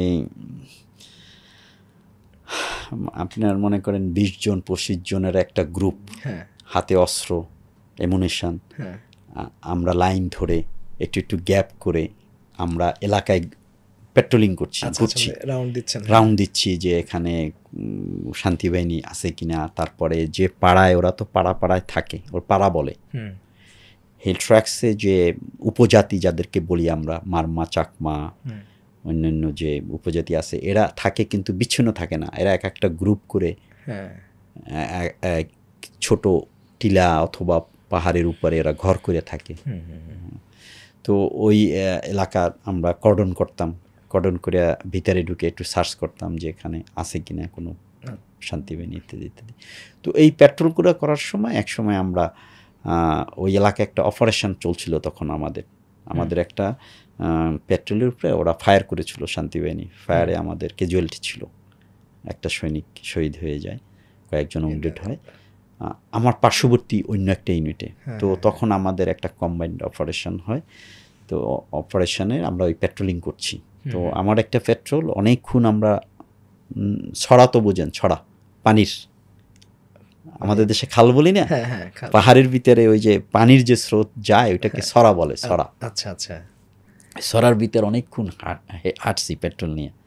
আর ছড়ার ভিতরে হাঁটাটা একটু রিস্কি, কারণ পাশ দিয়ে ওরা ফায়ার করে আমাদের করতে পারে। বাট আমাদের বড় বড় পাহাড়ে উপর দিয়ে না যেয়ে আমরা শর্টকাট ছড়া দিয়ে একটা পাহাড়ে উঠব, আমাদের ওইভাবে প্ল্যান করা হয়েছে আগের থেকে। হ্যাঁ, তো ওইটা ঘুরে যেয়ে যখন আমরা একটা পাহাড়ের উপরে উঠে জাস্ট বসতে গেছি, আমার পেট্রোলটা আগে আমার কোর্সমেট, অন্য একটা ইউনিট থেকে পেট্রোল লিড করছে, ও এসে ওখানে বসছে। আর আমি যখন উঠছি, উঠে ও দেখি ও জাস্ট খুলে বসছে, অনেক দোস্ত বসে এখানে। তো আমার পিছনে তো আমাদের হ্যাবার চেক থাকে, যেখানে এটার সামনে অ্যামুনিশন থাকে, হ্যাঁ, বান্ডোলিয়ার বলি, ওইটা আমার খুলতেছে আমার রানার, আমার হাতে অস্ত্র। এর মধ্যে আমাদের এর আগেই একটা ছোট একটা গ্রুপকে পাশে টিলার উপরে পাঠাই দেওয়া হয়েছিল। তো ওরা ওখানে বসে দেখে যে আর একটা টিলার থেকে ওই শান্তিবাহিনী এইম করে আমাদেরকে ফায়ার করছে। ওরা বুঝছে যে ওই যে আমার হ্যাবার চেক খুলতেছে, এটা দেখে বুঝতে পারছে যে অফিসার। তোরা এইম করে ফায়ার করার জন্য জাস্ট অ্যাটেম্প করছে, এর মধ্যে আমাদের ওই পার্শ্ববর্তী টিলা থেকে আমাদের সৈনিক চিৎকার করে উঠছে, হ্যাঁ, তখন আমরা ওই অস্ত্র নিয়ে দৌড় দিয়েছি ওদের চেস করার জন্য। ওরা যখন চিৎকার সারের ডান দিকে শান্তি বাহিনী, তখন আমরা 2 অফিসার আমরা অস্ত্র নিয়ে আমাদের সাথে সৈনিকরাও আমরা চেস করছি। চেস করে সামনে যাচ্ছি, কিছু দূর অল্প কিছু যাওয়ার পরে আমার ওই পিছনে আমার ওরা স্কাউট বলা হয়, যে সামনে থাকে যে সৈনিকটা, প্রথম স্কাউট, দ্বিতীয় স্কাউট। আমি সাধারণত 3 নম্বরে থাকতাম, আবার কোনো সময় 2 নম্বরে চলে যেতাম। তো ও আমাকে পিছন থেকে টেনে ধরছে, টেনে আমার ইউনিফর্মের পিছন থেকে টেনে, আমার ওই সৈনিকটার নাম ছিল সৈনিক জিয়া, টিএ জিয়া। আচ্ছা। তো পিছন থেকে টেনে ধরিয়া ও বলে, স্যার আপনি সামনে না, আমি সামনে যাব। তো আমাকে টান দিয়ে এরকম পিছন দিয়ে ও সামনে গেছে, সামনে যেয়ে ও দৌড়চ্ছে। তো আমরা অনেক দূর যেয়ে এরপরে আর পেলাম না, ওরা জাস্ট লুকিয়ে গেল জঙ্গলের মধ্যে। তো এরপরে আমি ক্যাম্পে চলে আসছি, পেট্রোল টেট্রোল করে আরও অপারেশন টেশন করে আমি যখন আমরা ক্যাম্পে ফিরে আসি আমি ওকে ডাকছি, ডেকে বললাম, জিয়া তুমি আমাকে পিছন থেকে টেনে তুমি সামনে গেলা কেন? তখন আমাকে বললো যে, স্যার আপনি আমাদের পেট্রোল কমান্ডার, আপনি যদি সামনে থাকেন আর ওরা যদি গুলি করে তাহলে আপনার গায়ে লাগবে, তাহলে তো আমরা বিপদে পড়ব। হ্যাঁ, গুলি লাগলে আমার গায়েই লাগবে স্যার, তবু আমাদের পেট্রোলে অন্যরা বাঁচবে। আমি বললাম যে আমি তখন আমার কাছে খুব ভালো লেগেছে যে এই সৈনিকটা এরকম চিন্তা করছে যে আমার অফিসারকে সেভ করতে হবে। এই যে তার একটা স্যাক্রিফাইসের যে একটা অ্যাটিটিউড, আমি একটু বকাও দিছি যে তোর গুলি তো আমরা আমাদের সাথে সম্পর্কে এমন হয়তো অনেক সময় তুই করে কথা বলতাম। আমি বলে তা তোর গুলি লাগলে তুই মারা গেলে তো ক্ষতি হতো না? তো বলে, স্যার তবু তো আমাদের পেট্রোলে অন্যরা তো বেঁচে থাকবে, আপনি বেঁচে থাকলে। হ্যাঁ, তো যাই হোক, এটা একটা এই যে একটা সম্পর্ক সাথে, এখনো মনে পড়ে। পরবর্তীতেও সার্জেন্ট হয়ে অবসরে যায়, বাট ওই গ্রুপে যারা আছে এরা এখনো আমাকে ফোন করে, মাঝে মাঝে ফোন করে, স্যার কেমন আছেন, কি অবস্থা। আপনারা তখন আসলে মনে হয় যে জীবন মৃত্যুর একটা সন্ধিক্ষণ যেটাকে বলে, বা একদম লাইফটাকে হাতে মুঠো নিয়ে কিন্তু তখন কাজ করতেন। হ্যাঁ, অবশ্যই অবশ্যই। আমরা তো প্রতিটা পেট্রোলে যাবার আগে আমরা দোয়া পড়ে বের হতাম, আবার আসার পরে ফর্মালি দোয়া করতাম না, বাট আসার পরে আলহামদুলিল্লাহ যে আমরা সেফলি চলে আসছি, ফিরে আসছি। আচ্ছা আচ্ছা, এটাকে মানে শান্তি বাহিনী কেন বলতেন তাদেরকে? না, ওই সময় তো হিল ট্র্যাক্সে যারা ছিল, যারা 2000 মানে 1999-এ যে আপনার 98-এ যে শান্তি চুক্তি হয়, হ্যাঁ, জি, সেই শান্তি চুক্তির আগে তো এই শান্তি বাহিনী ছিল ওখানের ইনসার্জেন্ট বলা হতো। শান্তি বাহিনী সৃষ্টি করছে না, মানে ওদের ভাষায় ওরা আসলে সেখানে শান্তি প্রতিষ্ঠা করতে চাইতো এমন কিছু। হ্যাঁ, ওরা ওই যে সেটার তো আপনি ইতিহাস জানেন যে 1972-তে যখন দেশ স্বাধীনের পরে যখন মানবেন্দ্র লারমা যখন আসছিল শেখ মুজিবের কাছে, উনি বলেছিলেন যে ওদের কোনো বক্তব্য উনি শুনেন নাই। হ্যাঁ, মানে তখন ওরা রাগ করে ওরা যে শান্তি বাহিনী PCJSS নামে পাহাড়ি পার্বত্য চট্টগ্রাম শান্তি বাহিনী পরিষদ, সংহতি পরিষদ, আচ্ছা, জনসংহতি পরিষদ নামে একটা পলিটিক্যাল উইং করে, এবং ওই পলিটিক্যাল উইংয়ের আর্ম ক্যাডার হচ্ছে শান্তি বাহিনী, যেটা ব্যাকড বাই ইন্ডিয়া। তখন থেকে ইন্ডিয়া এদেরকে সাপোর্ট দিয়ে এদেরকে তৈরি করছে, আর্মস এমুনিশন ট্রেনিং দিয়ে আসছে। এখনো যে আপনার সেনাবাহিনীর বিরুদ্ধে তারা কিন্তু যুদ্ধ করছে সেই 1972 থেকে 1998 শান্তি চুক্তি হওয়ার আগ পর্যন্ত কিন্তু অনেক ক্যাজুয়ালিটি আছে বাংলাদেশ সেনাবাহিনীর, অনেক অফিসার, অনেক সৈনিক কিন্তু ওদের হাতে মারা গেছে। এখনও আমাদের পার্বত্য অঞ্চলে যে ইউপিডিএফ অথবা অন্যান্য যে সকল বিচ্ছিন্নতাবাদী সংগঠনগুলো আছে, মানে এগুলো তো আসলে অনেকটা কাইন্ড অফ ইন্ডিয়ার প্যাট্রোনাইজেশনে। অবশ্যই অবশ্যই। আপনি দেখেন যে 1998-এ যখন শান্তি চুক্তি হয় ওদের সাথে, সন্ডু লারমার সাথে, মানবেন্দ্র লারমার ছিল সন্ডু লারমা, তার সাথে তার পরপরই কিন্তু ওই সময় কিন্তু একটা গ্রুপ বেরিয়ে যায় যারা এই শান্তি চুক্তি মানে না, এবং এই গ্রুপটাই কিন্তু পরবর্তীতে ইউপিডিএফ নামে এই অর্গানাইজেশনটা করে। এবং এই ইউপিডিএফও আপনি ইতিহাস যদি দেখতে চান তাহলে দেখবেন যে এটার পিছনে ইন্ডিয়া, মানে শান্তি চুক্তি হয়ে গেছে, এরপরও যদি ইন্ডিয়ার স্বার্থ এনশিওর হয় না হয়, তাহলে আরেকটা ফ্রন্ট তৈরি করতে হবে। ওরা আরেকটা ফ্রন্ট তৈরি করে, ব্যাকআপ একটা ফ্রন্ট তৈরি করে, ব্যাকআপ একটা ফ্রন্ট, যে ফ্রন্টটা এখন আবার এদের সাথে অশান্ত করছে পাহাড়িকে, পার্বত্য অঞ্চলকে, তাই না? তারা এখন স্লোগান তুলছে যে সেনাবাহিনী এখান থেকে চলে যাক। তারপরে তারা ওখানে মেইনলি হচ্ছে তারা এই চাঁদাবাজি করে। বিশাল তো রিসোর্স, পার্বত্য চট্টগ্রাম তো বিশাল রিসোর্স। এই যে টিম্বার, কাঠ, অত্যন্ত মূল্যবান কাঠ তো পাহাড়ি অঞ্চলে, এইসব কাটে। তারপরে ওই যে ওখানে যারা পাহাড়ি আছে বা বাঙালি আছে, তারা যায় চাষাবাদ করে অথবা যে ফলের চাষ করে, এই অন্যান্য চাষবাস করে, এদের কাছ থেকে ওরা চাঁদা দাবি করে, বড় অঙ্কের চাঁদা নিয়ে ওরা সুন্দর জীবনযাপন করে। আর কিছু হইলেই পার্শ্ববর্তী দেশে চলে যায়, সেভেন সিস্টার। আমি একটু সমসাময়িক রাজনীতির একটা বিষয় নিয়ে একটু জিজ্ঞেস করতে চাই, এরপর আমরা একটু CZM নিয়ে আমরা কথা বলবো। একটু জানতে চাইবো যে সাম্প্রতিক সময়ে বাংলাদেশ সেনাবাহিনীর বেশ কজন অফিসার তারা আদালত কর্তৃক দোষী সাব্যস্ত হয়েছেন।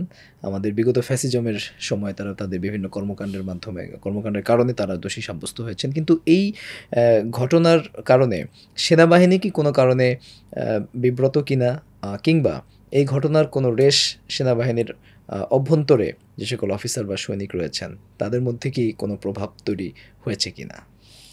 দেখেন মাহমুদুল হাসান ভাই, আজ এই তথ্য প্রযুক্তির যুগে, ঠিক আছে, গত 15 বছর ধরে এই যে ফ্যাসিস্ট সরকার যেভাবে জুলুম নির্যাতন করছে, এটা কিন্তু ওরা যত সেন্সরশিপ দিয়ে রেখেছিল বিভিন্ন পত্রপত্রিকা, এটা তো প্রকাশ পাইত না, কিন্তু তারপরও যতটুকু প্রকাশ পেয়েছে তাতে কিন্তু দিবালোকের মতো স্পষ্ট ছিল। বিশেষ করে বিডিআর কার্নেজ, পরবর্তীতে বিভিন্ন ঘটনার মাধ্যমে সেনাবাহিনীর মধ্যে অফিসার সৈনিক সবাই কিন্তু জানতো যে এইসব অপকর্ম, নির্যাতন, এইসব আয়নাগরের, তখন তো আয়নাগরের এটা তো পরে আসছে, কিন্তু ব্রিগেডিয়ার আজমি যে গুম হয়েছে, ব্যারিস্টার আরমান যে গুম হয়েছে, কর্নেল হাসিন চাকরিরত অবস্থায়, ইউনিফর্ম পরা অবস্থায় তাকে যাইয়া পিস্তল ঠেকাইয়া তাকে ওখান থেকে কিডন্যাপ করা হয়েছে, তাই তো, তুলে নিয়ে আসা হয়েছে।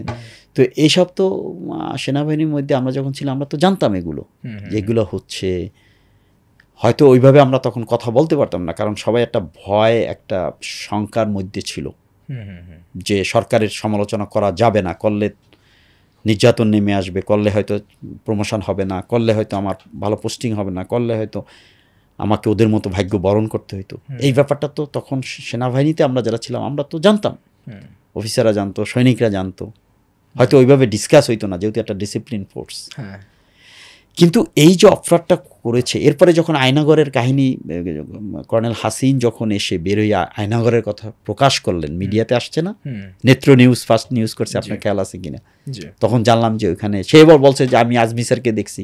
তখন এই এতদিন তো আজমি স্যারকে কারা করেছে, পুলিশ করেছে না সোয়াত করেছে না সেনাবাহিনী করছে, কনফার্ম কোনো কিছু জানা যায়নি। কিন্তু তখন তো যখন সে বলল যে ডিজিএফআই হেডকোয়ার্টার কচুক্ষেতে, তার নিচে আমি আয়নাগর, ওইখানেই আমি আমার আমি জানি যে এখানেই আয়নাগর এবং ওখানে আমি আজমি স্যার, তখন তো মানুষ জানতে পারছে যে আসলে এটা ডিজিএফআই আয়নাঘর আছে কিছু একটা, এবং এখানে এরা ছিল, তাই না?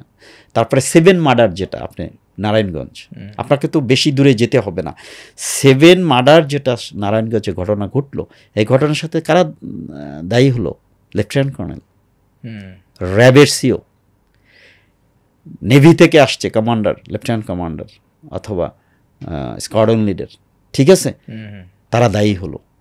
তো এই যে 7 মার্ডারের ঘটনাটা সারা বাংলাদেশকে একটা নাড়িয়ে দিয়েছে না, এবং এটার সাথে আর্মি অফিসার জড়িত, এটা প্রমাণ হয়েছে না, এবং তাদেরকে জেলে যেতে হয়েছে, তাই না?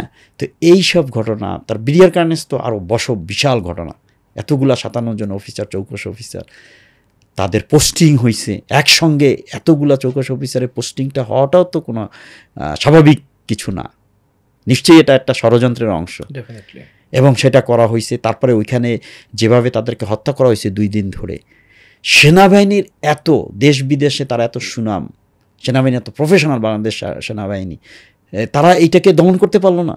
এটা কি কেউ বিশ্বাসযোগ্য?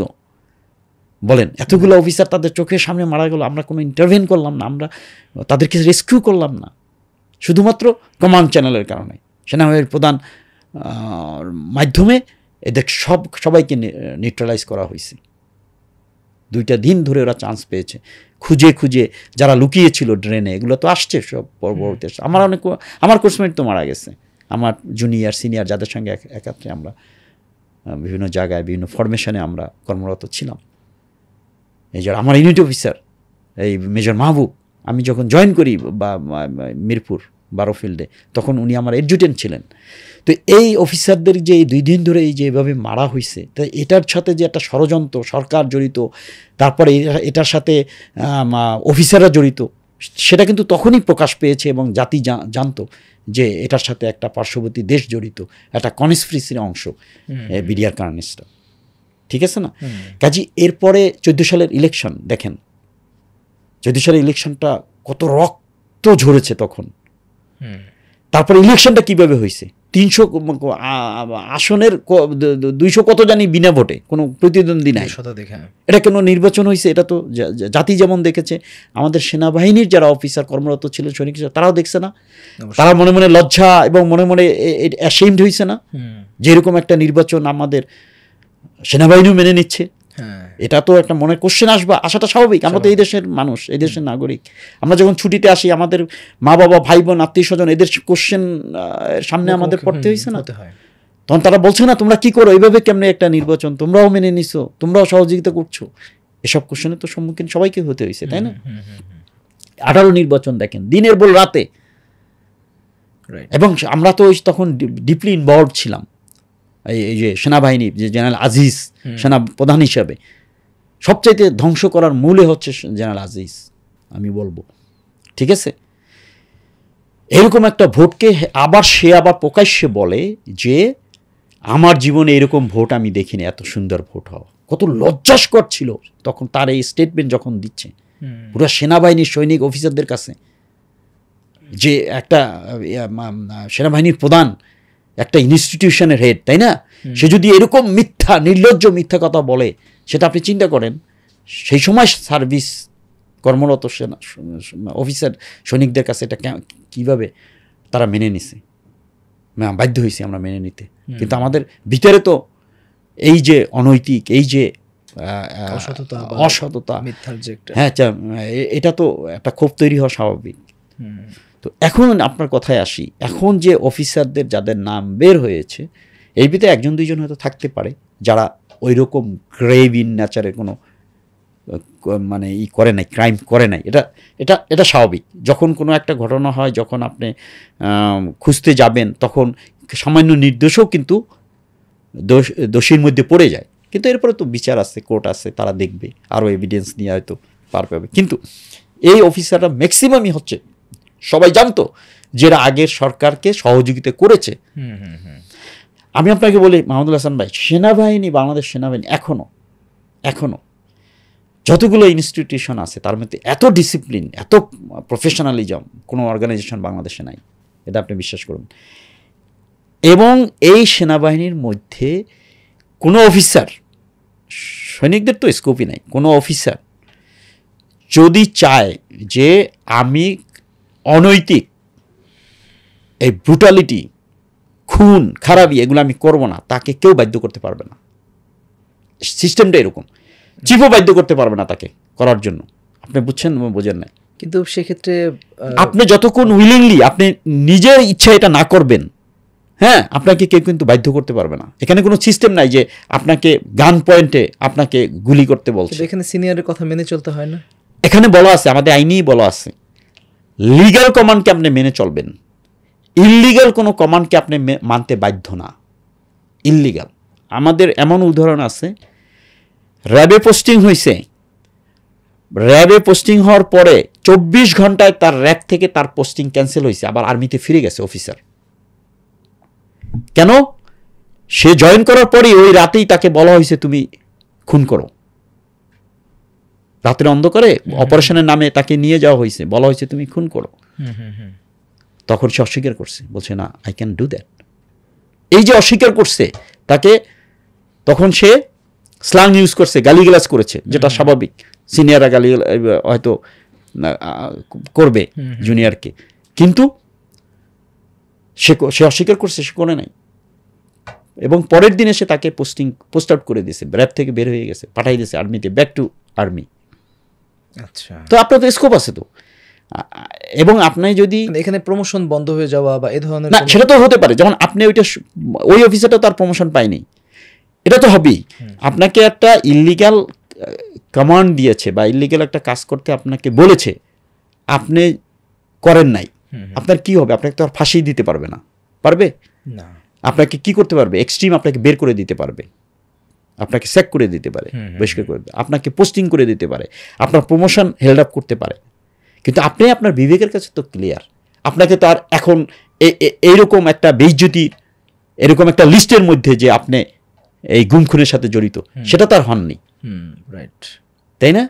আমি তো আমার জীবনে দেখেছি অনেক অফিসার যারা অত্যন্ত যোগ্য, লেফটেন্যান্ট কর্নেল থেকে কর্নেল হওয়ার যোগ্য, কর্নেল থেকে ব্রিগেডিয়ার হওয়ার যোগ্য, ব্রিগেডিয়ার থেকে মেজর জেনারেল হওয়ার যোগ্য, তার কোর্স প্রোফাইল, তার কেরিয়ার যোগ্য, কিন্তু তারপরও সে এই 15 বছরে অনেক অফিসার বাড়ি চলে গেছে, মেজর জেনারেল হননি।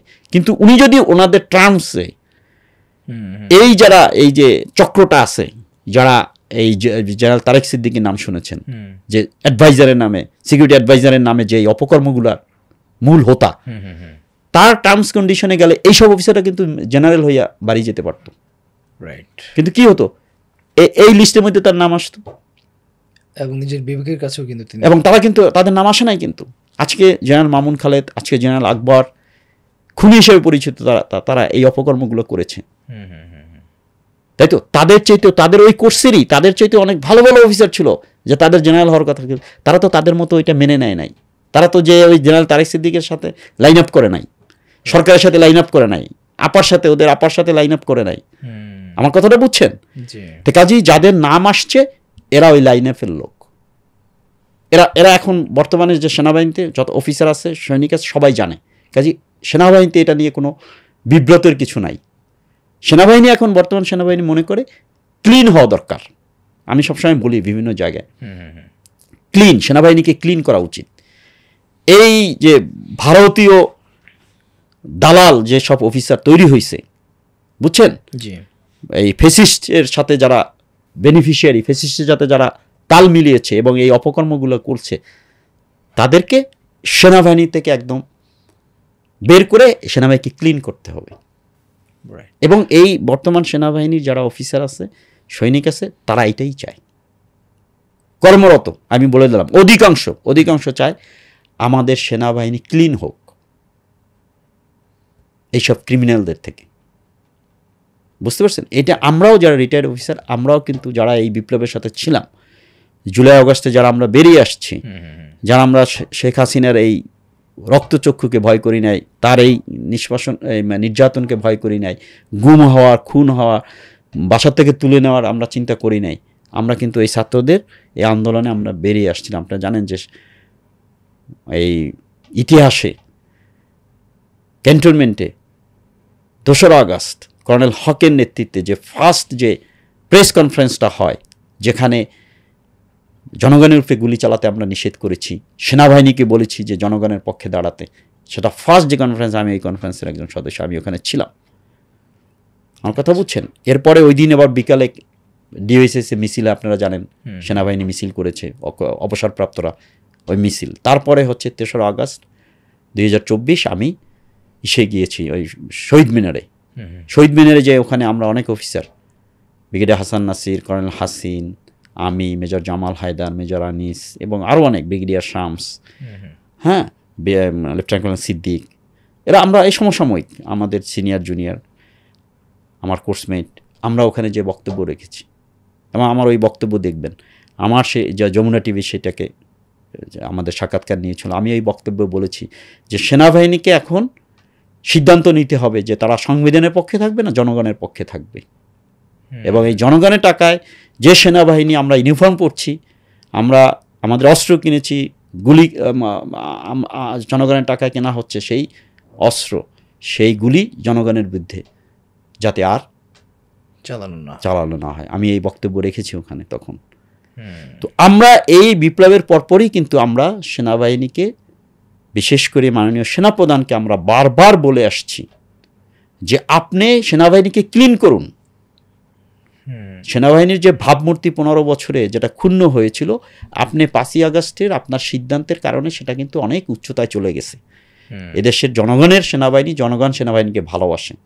শুধুমাত্র জনগণ সেনাবাহিনীর উপরে 15 বছরে কোনো সরকারের লেজুর বৃত্তি করতে দেখছে, তারা কোনো জনগণের পক্ষে বা জনগণের কষ্ট লাঘব হয় এ ব্যাপারে কোনো সিদ্ধান্ত সেনাবাহিনী নেয়নি বলে সেনাবাহিনী জনগণ থেকে একটু বিচ্ছিন্ন হয়ে গিয়েছিল, জনগণ আশা হারিয়ে ফেলেছিল। কিন্তু 5ই আগস্টের সেনাবাহিনী প্রধানের যে সিদ্ধান্ত, সেই সিদ্ধান্তের কারণে কিন্তু সেই হারানো গৌরব আমরা কিন্তু ফিরে পেয়েছিলাম। তো আমরা বলেছিলাম যে এখন আপনাকে উচিত সেনাবাহিনীর মধ্যে যারা এই ক্রিমিনাল, যারা এই গত সরকারকে টিকিয়ে রাখছে এবং গুম খুনের সাথে যারা জড়িত, র্যাবে যে গুম খুন করেছে, ডিজেফাইতে থাকে যা অন্যায় করেছে, আয়নাগরের সাথে জড়িত, তাদেরকে আপনি বের করে দেন, ক্লিন করুন। আমাদের বক্তব্য উনি শোনেন নাই। আমরা সেমিনার করেছি, আমরা বিভিন্ন জায়গায় আওয়াজ তুলেছি, লেখালেখি করেছি, বলেছি। আমরা এও বলেছি যে 15 বছরে অনেক অফিসার ডিপ্রাইভড, অনেক অফিসারকে বিনা কারণে বের করে দেওয়া হয়েছে। আপনি তো জানেন জেনারেল আজমিকে ব্রিগেডিয়ার অবস্থা তাকে কোনো কিছু না দিয়ে একদম বরখাস্ত করা হয়েছে অন্যায়ভাবে, তারপরে আবার তাকে গুম করা হয়েছে।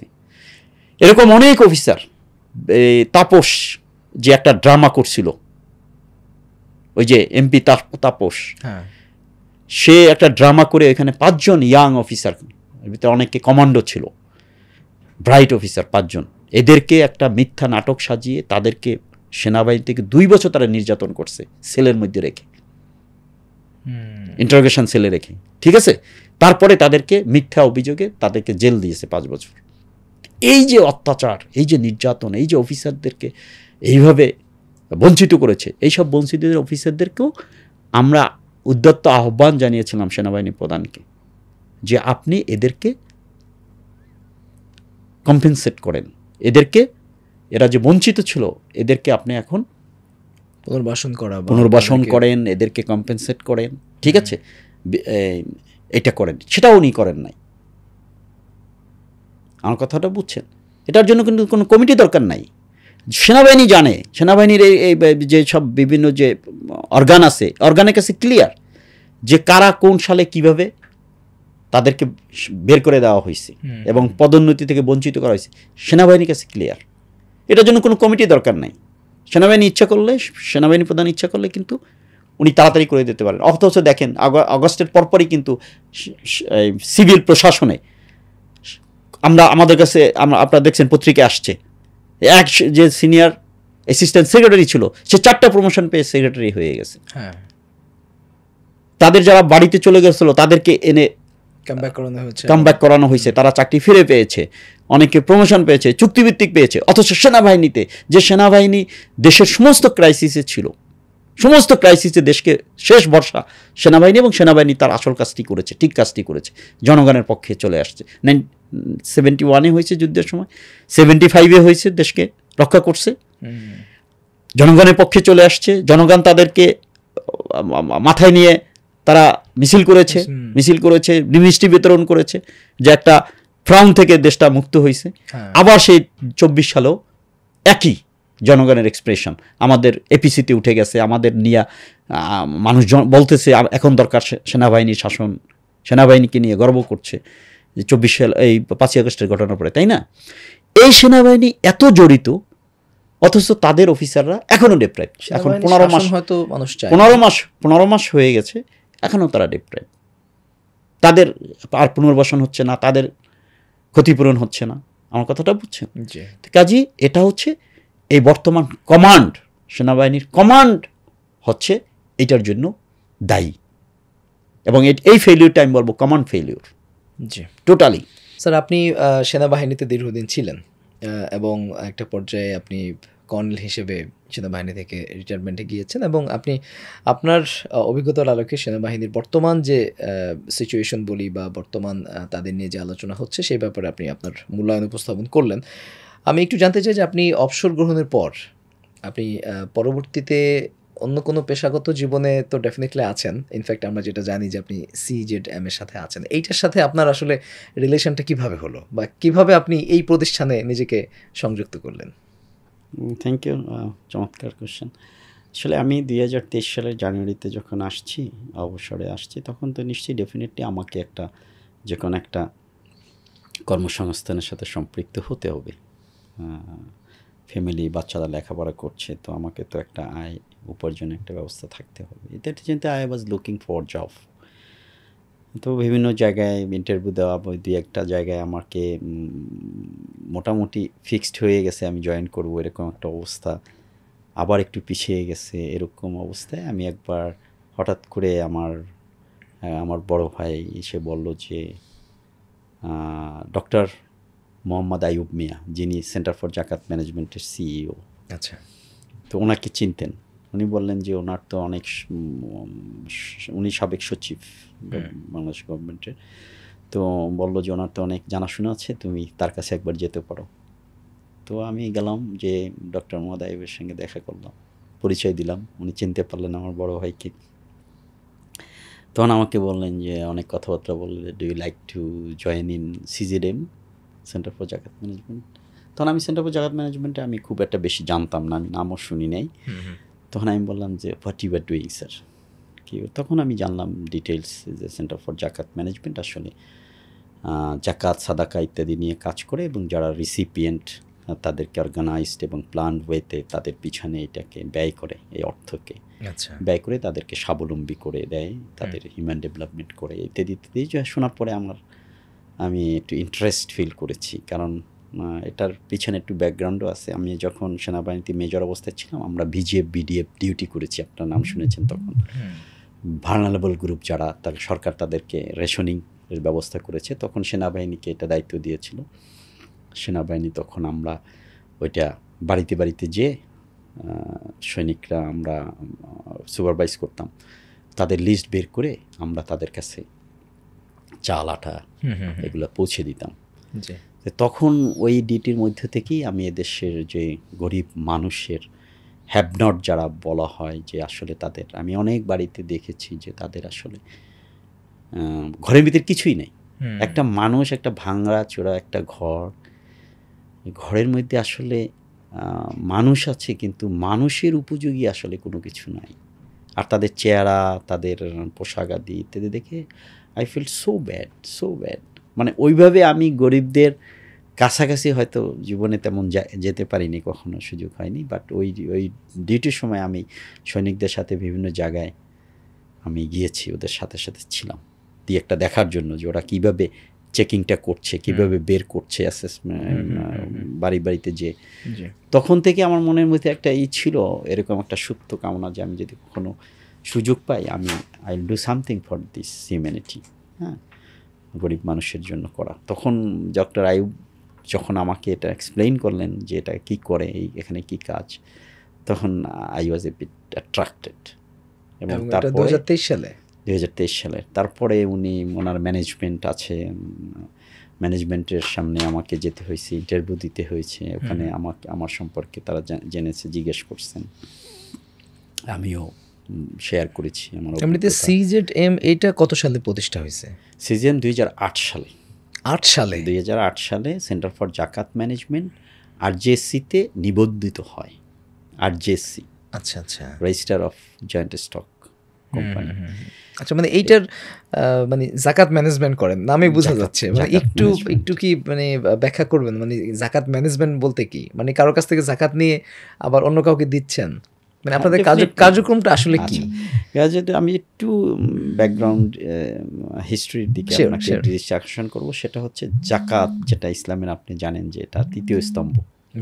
কিন্তু আমরা ছোটকাল থেকে কিন্তু শুনে আসছি ইসলামের 5টি পিলার, নামাজ, রোজা, হজ, কলমা, নামাজ, রোজা, হজ, জাকাতকে আমরা 5 নম্বরে আমরা শিখে আসছি। এটা আমাদের হয়তো শিক্ষা ব্যবস্থার অথবা আমাদের ওইরকম অ্যাওয়ারনেস ছিল না বলে। কিন্তু আসলে কিন্তু ইসলামের 5টি পিলারের মধ্যে তৃতীয় স্তম্ভ হচ্ছে জাকাত। আপনি দেখবেন কোরআনে কিন্তু আয়াত আছে, বিসমিল্লাহির রহমানির রহিম, আকিমুস সালাত ওয়া আতুজ যাকাত, তোমরা নামাজ কায়েম করো এবং জাকাত দাও। আল্লাহ কোরআনে সম্ভবত 28 টাইমস আল্লাহ কোরআনে এই জাকাত এবং সালাত এবং জাকাতকে পাশাপাশি উল্লেখ করেছেন। তো সালাত কায়েম করো এবং জাকাত দাও, বুঝতে পারছেন? আর এছাড়া জাকাতের আর অন্য জায়গায় হয়তো জাকাত আরও অনেক অসংখ্যবার আসছে। জাকাত বিধানটা, জাকাত এত ইম্পর্টেন্স দেওয়া হয়েছে। এবং জাকাত একটা অর্থনৈতিক ইবাদত, আপনি হয়তো জানেন।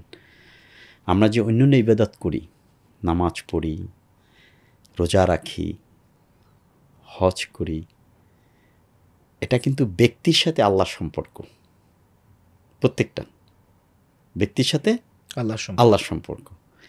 কিন্তু জাকাতটা হচ্ছে ব্যক্তির সাথে আল্লাহর সম্পর্ক এবং ব্যক্তির সাথে বান্দার সম্পর্ক।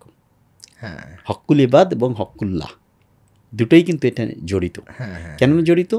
যে আল্লাহ জাকাতের বিধান করেছেন যে নির্দিষ্ট নিসাব পরিমাণ যদি সম্পদের বেশি থাকে তাহলে তার 2% তার সম্পদ থেকে, ওইটা তার না, ওই সম্পদটা তাকে বের করে, যে এটার হকদার গরিব, মাসাকিন, ফুকারা, আল্লাহ তো কোরআনে বলেছেন সূরা তাওবা 60 নম্বর আয়াত দেখবেন, জাকাতের 8টা ক্যাটাগরি, কাকে কাকে জাকাত দেওয়া যাবে এবং কারা এর হকদার, সেখানে কিন্তু আল্লাহ বলেছেন। তাহলে এই যে 2% আমি বের করে দিচ্ছি, এটার কিন্তু এটার হকদার কারা?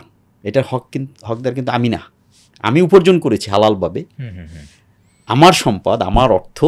কিন্তু আল্লাহ বলেছেন তোমার এই সম্পদকে পিউরিফাই করতে হলে, পবিত্র করতে হলে, তোমার এই সম্পদের 2%, এই অর্থের 2% বের করে দিতে হবে। বের করে তুমি আলাদা করবা, আলাদা করে কি করবা? তুমি এই গরিবদের কাছে পৌঁছে দেবা। এটা তো বিধান, ম্যান্ডেটরি। এটা কিন্তু ম্যান্ডেটরি ইবাদত। সাদাকা কিন্তু ম্যান্ডেটরি না। আপনি সারা জীবন যদি গরিবকে টাকা পয়সা নাও দেন, আল্লাহর কাছে কিন্তু উইল নট বি আস্কড। আল্লাহকে আল্লাহ উৎসাহ করেছে আপনাকে আমাকে যে তুমি চ্যারিটি করো, সাদাকা দাও, গরিব লোককে দেখাশোনা করো, তাই তো, অনাহারকে আহার দাও ইত্যাদি বলেছেন। কিন্তু ম্যান্ডেটরি না। কিন্তু নামাজ ম্যান্ডেটরি, রোজা ম্যান্ডেটরি, জাকাতও ম্যান্ডেটরি। অর্থাৎ আপনার নিসাব পরিমাণ সম্পদের মালিক হলে আপনাকে কি করতে হবে? জাকাত দিতে হবে, এবং জাকাত 2% বের করে দিতে হবে। এখন জাকাতের বিধান তো আল্লাহ রসুলের উপরে আল্লাহ কোরআনের আয়াত দিয়ে নাজিল করেছেন, তারপরে এটা ম্যান্ডেটরি করেছেন। এখন আল্লাহ রসুল এটা কিভাবে পালন করেছেন এই বিধানটা, এটা দেখতে হবে না?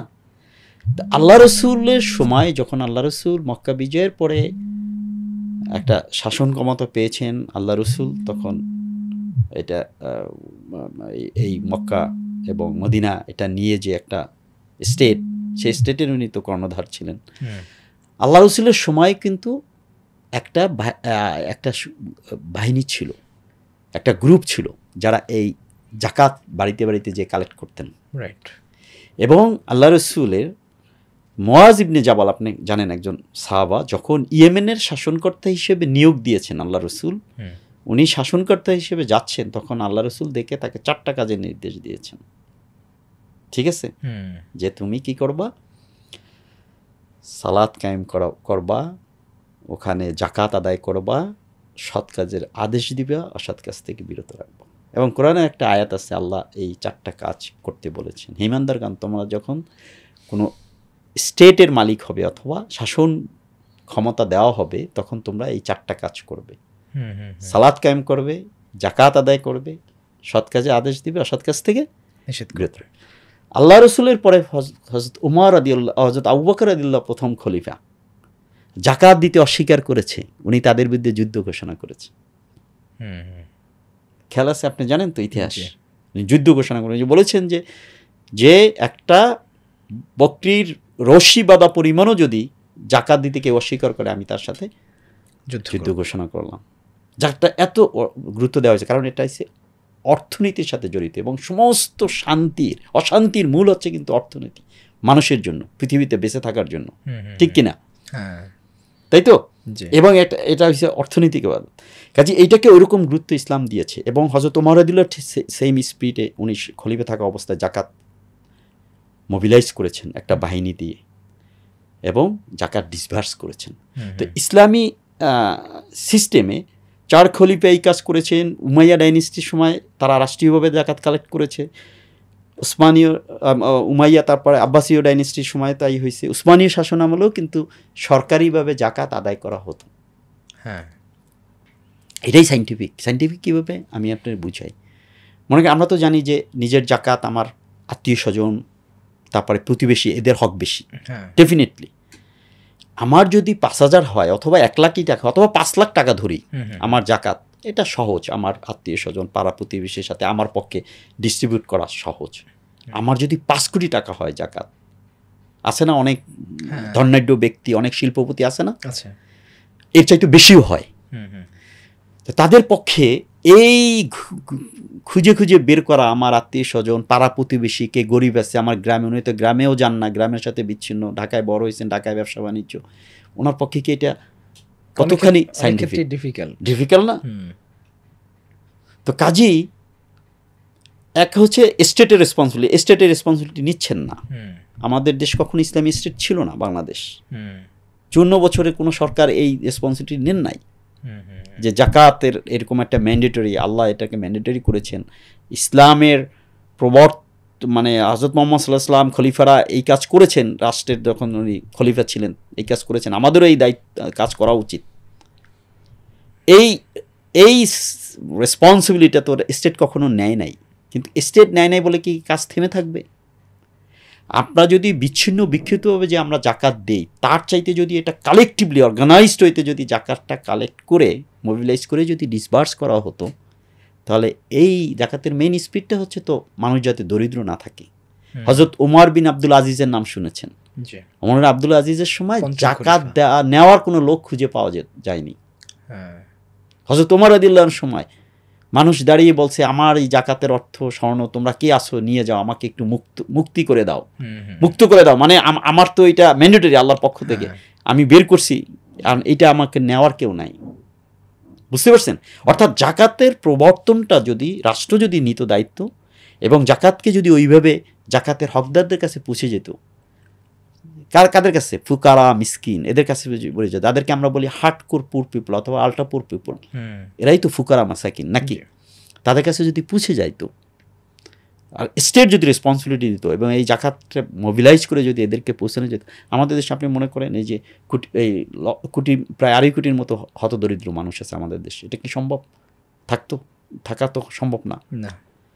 তো কাজেই যেহেতু অর্গানাইজড হইতে স্টেট রেসপন্সিবিলিটি নেয়নি, এই জন্য বাংলাদেশের কিছু ব্যবসায়ী, কিছু শিক্ষিত, কিছু লোকজন তারা মনে করছে যে এই কাজটা, এই ম্যানেজমেন্টের কাজটা, এটা একটা আল্লাহ প্রদত্ত একটা কাজ, স্টেট করছে না, আমরা এই কাজটা যদি করতে পারি তাহলে আমরা পরিকল্পিতভাবে এই দেশ থেকে দারিদ্র্য বিমোচন অথবা মানুষকে স্বাবলম্বী করা সম্ভব। আরেকটু ব্যাকে যদি যাই তাহলে আমাকে এখানে উদাহরণ ইতিহাস টেনে নিয়ে আসতে হবে। সেটা হচ্ছে রহিম আফরোজের নাম শুনেছেন? রহিম আফরোজ, এই যে লুকাস ব্যাটারি, রহিম আফরোজের এখন গ্রুপ এমডি হচ্ছে নিয়াজ রহিম। নিয়াজ রহিম, ওনার বড় ভাই আছেন একজন ফিরোজ রহিম। তো এই রহিম আফরোজের এই ফ্যামিলি, তারা 1992-তে একটা জাকাত ফাউন্ডেশন করেন। অর্থাৎ তাদের যে ফ্যামিলির যারা মেম্বার আছে, তাদের যে জাকাতটা হয়, এই জাকাতটার একটা পরিকল্পিতভাবে মানুষের কাছে পৌঁছাবার জন্য তারা একটা ফাউন্ডেশন করে 1992-তে।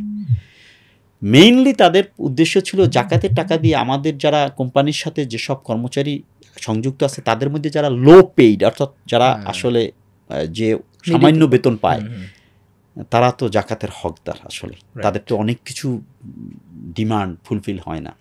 তখন তারা এই জাকাত ফাউন্ডেশনের মাধ্যমে এই সব কর্মচারীদের কাছে জাকাতের টাকা পৌঁছে দিছে।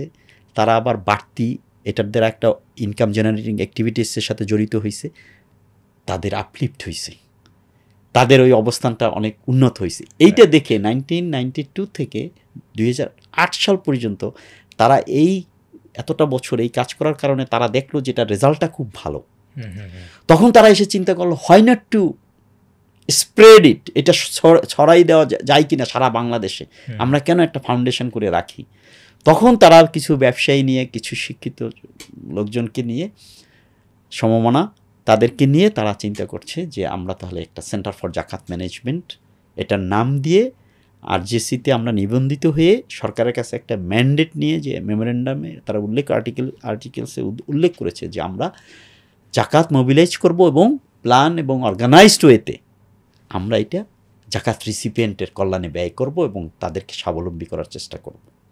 এই থিম থেকে এটা প্রতিষ্ঠা হয়েছে। আর আপনি শুনে আপনার খুবই ভালো লাগবে এবং দর্শকদের খুব ভালো লাগবে যে 2008 সালে এটা প্রতিষ্ঠা হওয়ার পরে দে টুক 2 years টাইম স্টার্ট করতে প্রোগ্রামগুলো, কারণ এটার সাথে শরিয়া জড়িত, জাকাতকে কিভাবে ইমপ্লিমেন্ট করবে, এই অন গ্রাউন্ডে জাকাত রিসিপিয়েন্টদের কি কি কাজ করলে এরা সত্যিকার অর্থে তাদের গ্র্যাজুয়েশনটা হবে, এটার জন্য তারা ইসলামের আবার বিধানের ব্যাপার, শরিয়ার ব্যাপার, এই জন্য শরিয়া ইসলামিক স্কলারদের ইনভলভ করে। আর ওই সময় তাদের সৌভাগ্য যে তারা এই যে ডক্টর মোহাম্মদ আইয়ুব মিয়া তাকে পেয়েছেন, উনি তখন সচিব হিসেবে রিটায়ারমেন্টে আসছেন। উনি তখন এইসব স্কলারদের নিয়ে বসে 2 years তারা এটা গবেষণা করে তারা এটার অবজেক্টিভ, এটার মিশন, এটার প্রোগ্রামগুলো সেট করেছেন, বিভিন্ন রাইট আপ লিখেছেন। তারপরে এই অর্গানাইজেশনটা সেট আপ করছেন যে অর্গানাইজেশন কী কী স্ট্রাকচার থাকবে, এটা করে দে টুক 2 years টাইম। দেন 2010 সাল থেকে তারা কাজ শুরু করেছে। 2010 সাল থেকে আজকে 2025 সাল, কত বছর? 15 বছর, 16 বছর। 16 বছরে 17 লক্ষ মানুষকে বাংলাদেশে তারা বিভিন্নভাবে, এই হার্ডকোর পোর পিপল, আলট্রা পোর পিপল, তাদেরকে বিভিন্নভাবে সাপোর্ট দিছেন এবং অনেকে এখন জাকাত দেন। যারা এখান থেকে জাকাত নিয়ে ইনকাম জেনারেটিং অ্যাক্টিভিটিস করে ছেলেমেয়েদের লেখাপড়া শিখিয়েছেন, বুঝতে পেরেছেন, তারা অনেকে এখন জাকাত দেন। মাশাআল্লাহ, এটা ভালো উদ্যোগ। এবং সবচাইতে বিউটি হচ্ছে সেন্টার ফর জাকাত ম্যানেজমেন্টের অর্গানাইজেশন। আমি তো সেনাবাহিনীতে একটা সুশৃঙ্খল, একটা উন্নত মানের একটা অর্গানাইজেশনে ছিলাম। আমি এখানে এসে জয়েন করার পরে এখানের যে অর্গানাইজেশনাল স্ট্রাকচার, এখানে একটা অ্যাডভাইজারি কাউন্সিল আছে, যেখানে অত্যন্ত নাম করা বাংলাদেশের পার্সোনালিটিস আর দেয়ার, যারা উচ্চশিক্ষিত, যারা সমাজে যাদের সুনাম আছে। তারপর একটা গভর্নিং বোর্ড আছে, যেটার চেয়ারম্যান হচ্ছে নিয়াজ রহিম আফরোজের। 4-5 জন সচিব আছেন, প্রাক্তন সচিব, যার প্রত্যেক সচিবই হচ্ছে এখানের অত্যন্ত সুনামের সাথে তাদের কর্মজীবন তারা পরিচালনা করেছেন। ঠিক, এই আমাদের যে সিইসি বর্তমানে, সে কিন্তু এই অবসরে এসে এই সেন্টার ফর জাকাত ম্যানেজমেন্টের ভাইস চেয়ারম্যান ছিলেন গভর্নিং বোর্ডের। আচ্ছা আচ্ছা। এখন যে cabinet secretary doctor Abdur Rashid, উনি কিন্তু এই centre for zakat management audit committee আছে, অডিট কমিটির হেড ছিলেন। গ্রেট। অ্যাডভাইজারি কাউন্সিলের এখন 2 জন উপদেষ্টা যে রয়েছেন, ডক্টর সালিউদ্দিন আহমেদ এবং ওয়াহিদুদ্দিন মাহমুদ, এরা কিন্তু অ্যাডভাইজারি কাউন্সিলের মেম্বার ছিলেন। এবং কিছুদিন আগে যে মরহুম আমাদের থেকে বিদায় নিয়ে চলে গেছেন জাস্টিস আব্দুর রউফ, উনি আমাদের এই সেন্টার ফর জাকাত অ্যাডভাইজারি কাউন্সিলের চেয়ারম্যান ছিলেন। এখন হচ্ছে সেনাবাহিনী প্রধান, প্রাক্তন সেনাবাহিনী প্রধান নুরুদ্দিন খান, উনি হচ্ছেন অ্যাডভাইজারি কাউন্সিলের চেয়ারম্যান এখন। আচ্ছা আচ্ছা। এমনিতে প্রমিনেন্ট আমাদের এখানে একটা শরিয়া বোর্ড আছে, স্ট্রং শরিয়া বোর্ড। ইসলামিক স্কলাররা বাংলাদেশে যদি কয়েকজনের নাম বলেন, তাদের মধ্যে ওনারা চলে আসবেন। ডক্টর মঞ্জুর এলাহি, আচ্ছা, প্রফেসর মুক্তার, শাহ ওলিউল্লাহ, রহমানি, এরকম যারা স্কলার আছে, এরা কিন্তু একটা স্ট্রং শরিয়া বোর্ড আছে এই সেন্টার ফর জাকাত ম্যানেজমেন্টের। অর্থাৎ কালেকশন, জাকাত মোবিলাইজ এবং ডিসবার্সমেন্ট শরিয়ার কোনো অনুমতি ছাড়া সম্ভব না এখানে, প্রত্যেকটা ব্যাপারে। এখানে এই যে স্ট্রাকচারাল যে বিউটিটা আমি বলতে চাচ্ছি, অডিট কমিটি, ডিসবার্সমেন্ট কমিটি, তারপরে হচ্ছে executive committee, management committee, implementation committee, এরকম লেয়ারে বিভিন্ন কমিটি রয়েছে। এবং এখানে ট্রান্সপারেন্সি, অ্যাকাউন্টেবিলিটি মার্ভেলাস, A1। এই জন্য আমার ভালো লাগে যে সেনাবাহিনীর পরে, সেনাবাহিনীতে চাকরি করে 30 বছর, আমি এরকম একটা অর্গানাইজেশনের সাথে নিজেকে সম্পৃক্ত করতে পেরেছি। চমৎকার। আরেকটা বিউটি হচ্ছে এখানের যারা এখানে আছে হেডকোয়ার্টারে এবং গ্রাউন্ড লেভেলে, এবং বোর্ডের যারা আছে, এদের কিছু নাম বললাম, প্রত্যেকেই সৎ এবং ওয়েল বিহেভড জেন্টলম্যান। এটা এক জায়গায় এত সৎ মানুষ, এক জায়গায় এত ওয়েল বিহেভড মানুষ পাওয়াটা খুব কঠিন। এদিক থেকে আমি নিজেকে খুব সৌভাগ্যবান মনে করি যে আমি এরকম একটা কাজের জন্য। আমার অনেক কোর্সমেট আমার যখন অফিসে আসে, আমার সাথে আসে, যেমন দেখা করতে বা আসে, আমাদের অফিস দেখে, এনভায়রনমেন্ট দেখে, আমাদের কাজ দেখে শোনার পরে তারা বিকাম সো সারপ্রাইজড। আমাকে সবাই বলে যে well done, you are so একটা ভালো একটা কাজের সাথে আসছো। আলহামদুলিল্লাহ। চমৎকার। আপনি যেমনটি বলছেন যে আপনারা 16 বছরে 17 লাখ মানুষকে সাপোর্ট দিয়েছেন, এটা কি মানে সরাসরি জাকাতের টাকা তাদেরকে দিয়ে দিয়েছেন? না, এখানে আমি একটু বলি, আমাদের এই সেন্টার ফর জাকাত ম্যানেজমেন্টের 7টা বড় প্রোগ্রাম আছে, 7টি। আচ্ছা। এই 7টি প্রোগ্রামের ভিতরে 2টা প্রোগ্রামকে যদি আমি ক্যাটাগরাইজ করি তাহলে সব প্রোগ্রাম এই 2টার মধ্যে চলে আসবে। একটা হচ্ছে লাইভলিহুড ও হিউম্যান ডেভেলপমেন্ট, আচ্ছা, জীবিকা ও মানব উন্নয়ন কর্মসূচি, বাংলায় যদি বলি জীবিকা ও মানব উন্নয়ন কর্মসূচি। এটা হচ্ছে ইন্টিগ্রেটেড কর্মসূচি। 7টার যে কর্মসূচি, এইটার মধ্যে 6টা চলে আসে, এটা ইন্টিগ্রেটেড। আচ্ছা। আর একটা কর্মসূচি হচ্ছে জিনিয়াস স্কলারশিপ, যেটা সেন্টার ফর জাকাত ম্যানেজমেন্ট এখন বাংলাদেশ সবচেয়ে বড় স্কলারশিপ হোল্ডার। জিনিয়াস স্কলারশিপটা হচ্ছে সারা বাংলাদেশে যত public university, college, medical college, technical college আছে পাবলিক, এখানে যারা চান্স পায় এদের মধ্যে একটা বৃহৎ অংশ আছে যারা একদম হতদরিদ্র ফ্যামিলির সদস্য। তারা মেরিটোরিয়াস কম্পিটিটিভ এক্সামের মধ্য দিয়ে তারা চান্স পায়, এই জন্য তারা এখানে আসে। কিন্তু আসার পরে তারা তাদের পরিবার এতই দরিদ্র, অনেক কৃষকের ছেলে আছে, অনেক রাজমিস্ত্রির ছেলে আছে, অনেক ভ্যান চালকের ছেলে আছে, ছেলে মেয়ে আছে, বুঝছেন? তারা এই ভার্সিটিতে থাকা, হলে থাকা, পড়াশোনার খরচ চালানো তাদের পক্ষে সম্ভব না, বুঝতে পারছেন?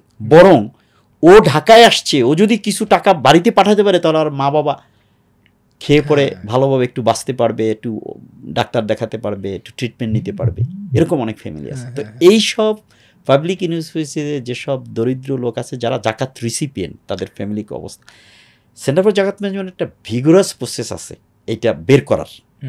সেটা হচ্ছে তারা একটা অনলাইনে একটা সার্কুলার করে, সমস্ত ইউনিভার্সিটিতে সার্কুলার চলে যায়, এখন ইট ইজ নোন। চলে যাওয়ার পরে তারা অ্যাপ্লাই করে, অনলাইনে অ্যাপ্লাই করার পরে ওখানে কিছু ফরম্যাটে কিছু কোশ্চেনারি দেওয়া আছে, ওইটা ওরা ফিল আপ করে।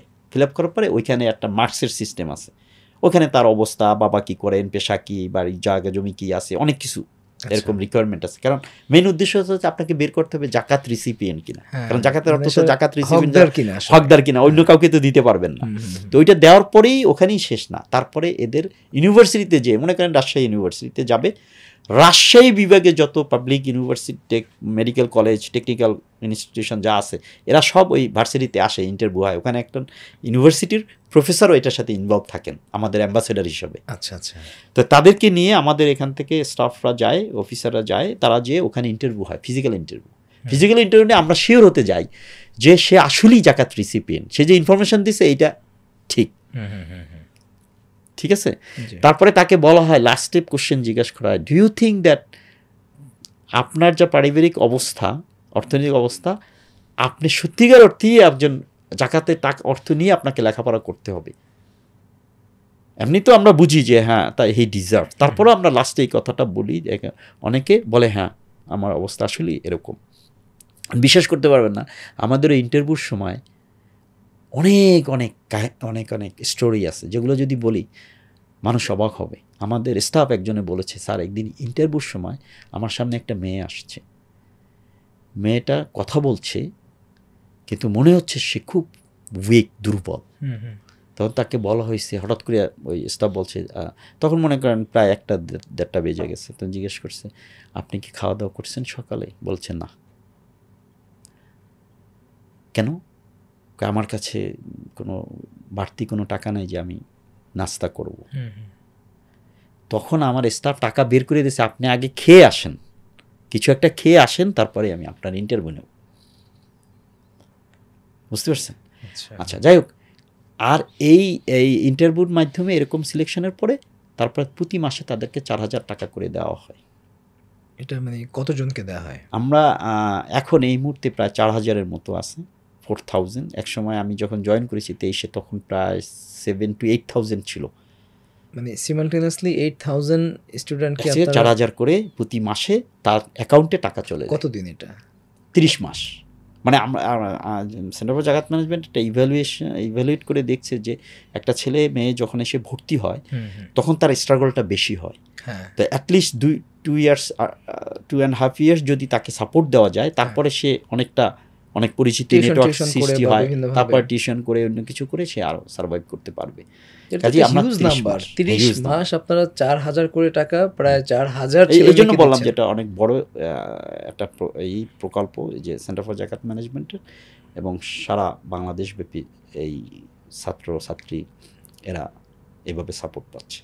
এটা হচ্ছে জিনিয়াস স্কলারশিপ। আর যেটা আমি বলতেছিলাম লাইভলিহুড অ্যান্ড হিউম্যান ডেভেলপমেন্ট যে প্রোগ্রামটা, এটা ইন্টিগ্রেটেড। সেটা কেমন?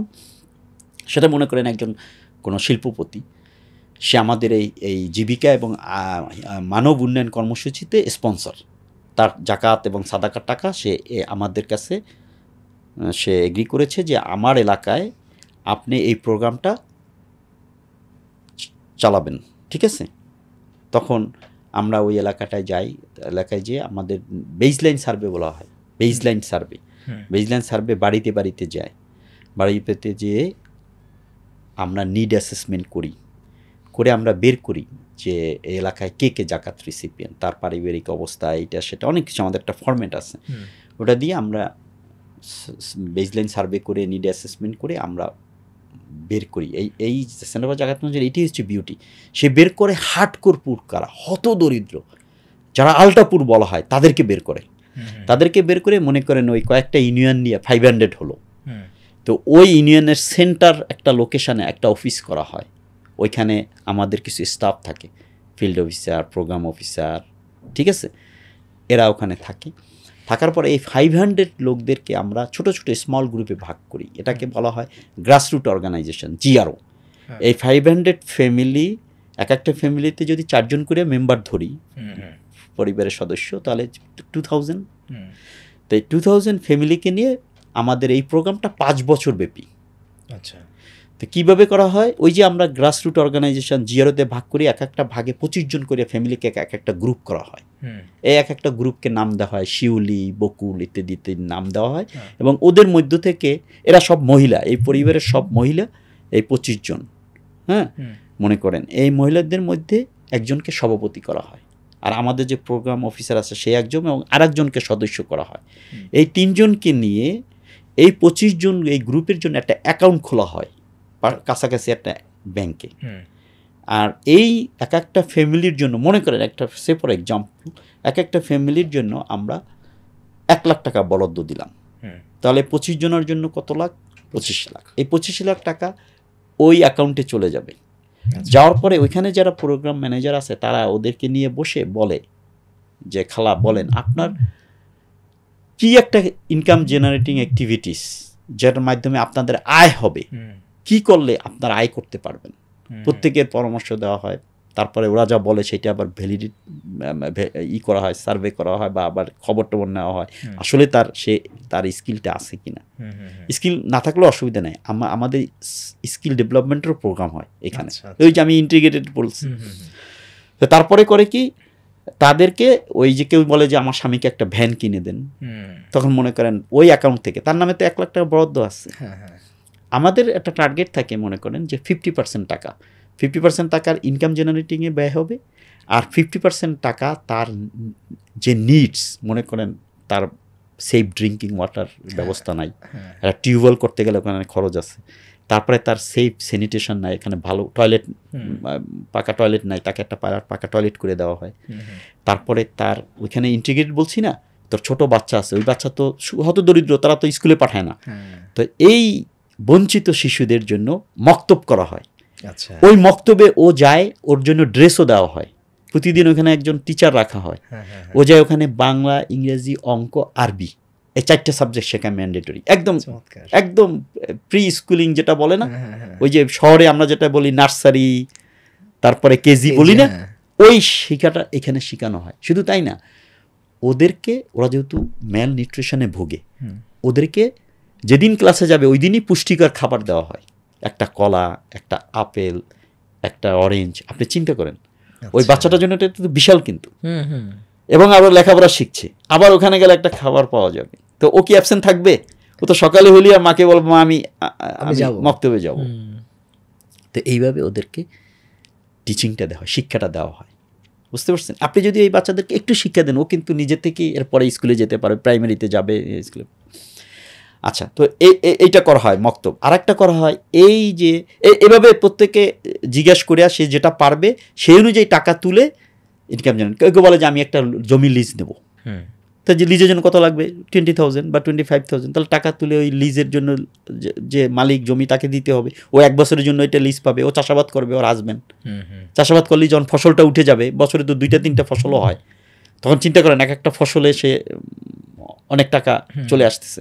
আবার এখানে সিস্টেমটা হচ্ছে যে আপনি যে ইনকাম করবেন একটা অংশ আবার আপনার এই অ্যাকাউন্টে জমা দিবেন।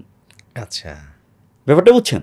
অ্যাকাউন্টে জমা দেওয়ার সিস্টেম আছে যে আপনি এখানে আপনার অ্যাকাউন্টেই থাকবে, আপনি দিবেন, উঠাবেন, আবার এটাই ব্যয় করবেন। ঠিক আছে, আলটিমেট গোলটা হচ্ছে তাকে স্বাবলম্বী করা।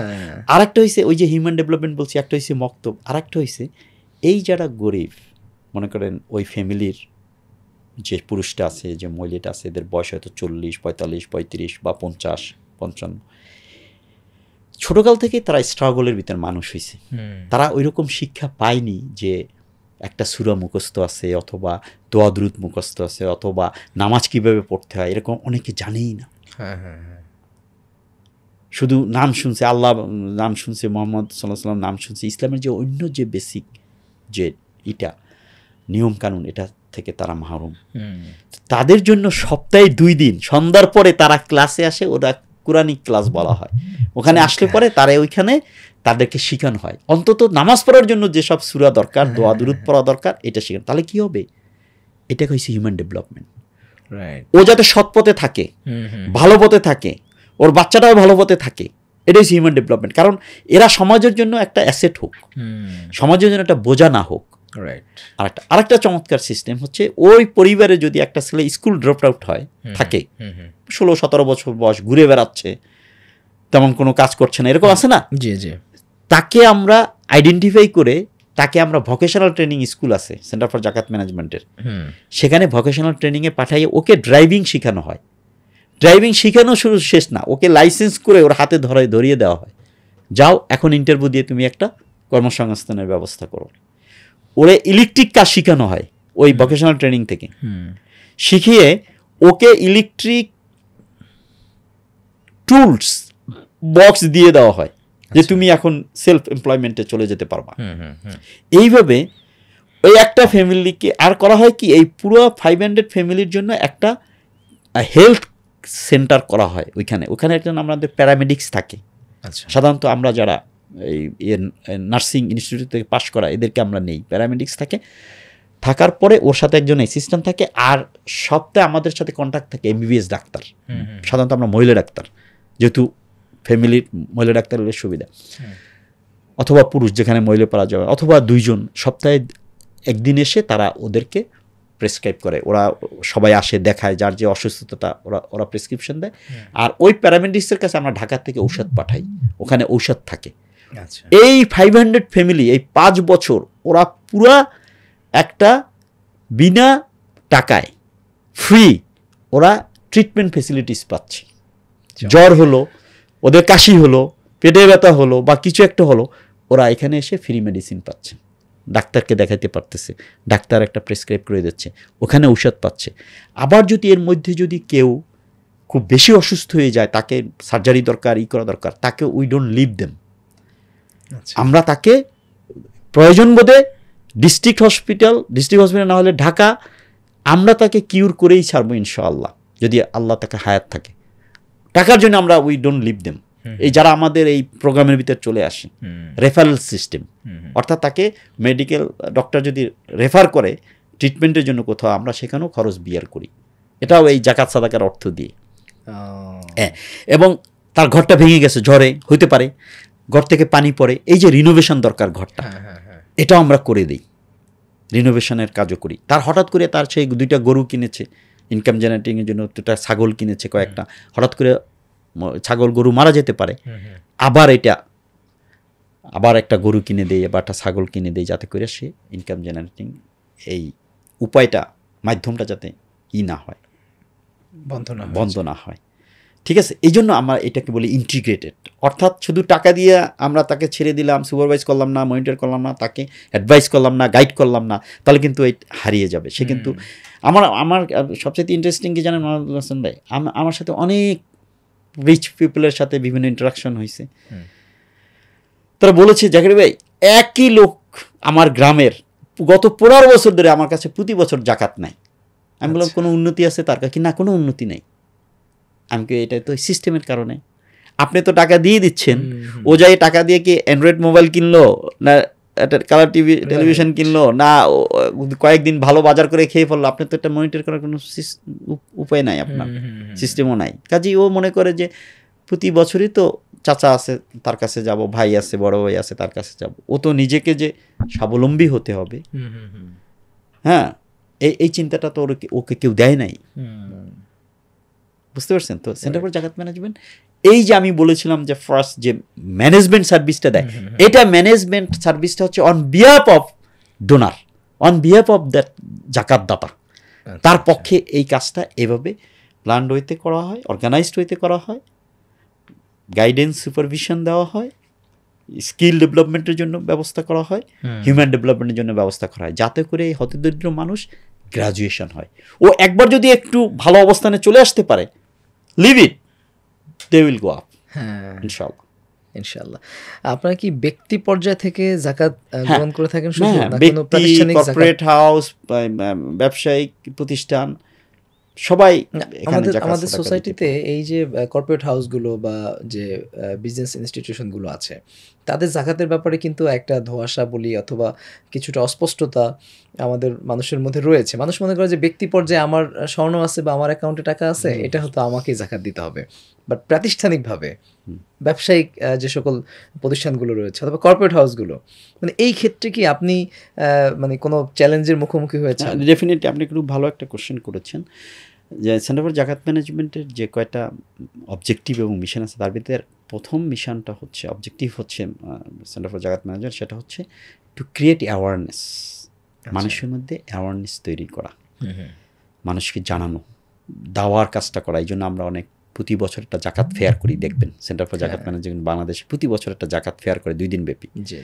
অনেক লট অফ সেমিনার করি, ওয়ার্কশপ করি, মানুষকে আমরা বুঝাতে চাই যে জাকাতটা হচ্ছে mandatory.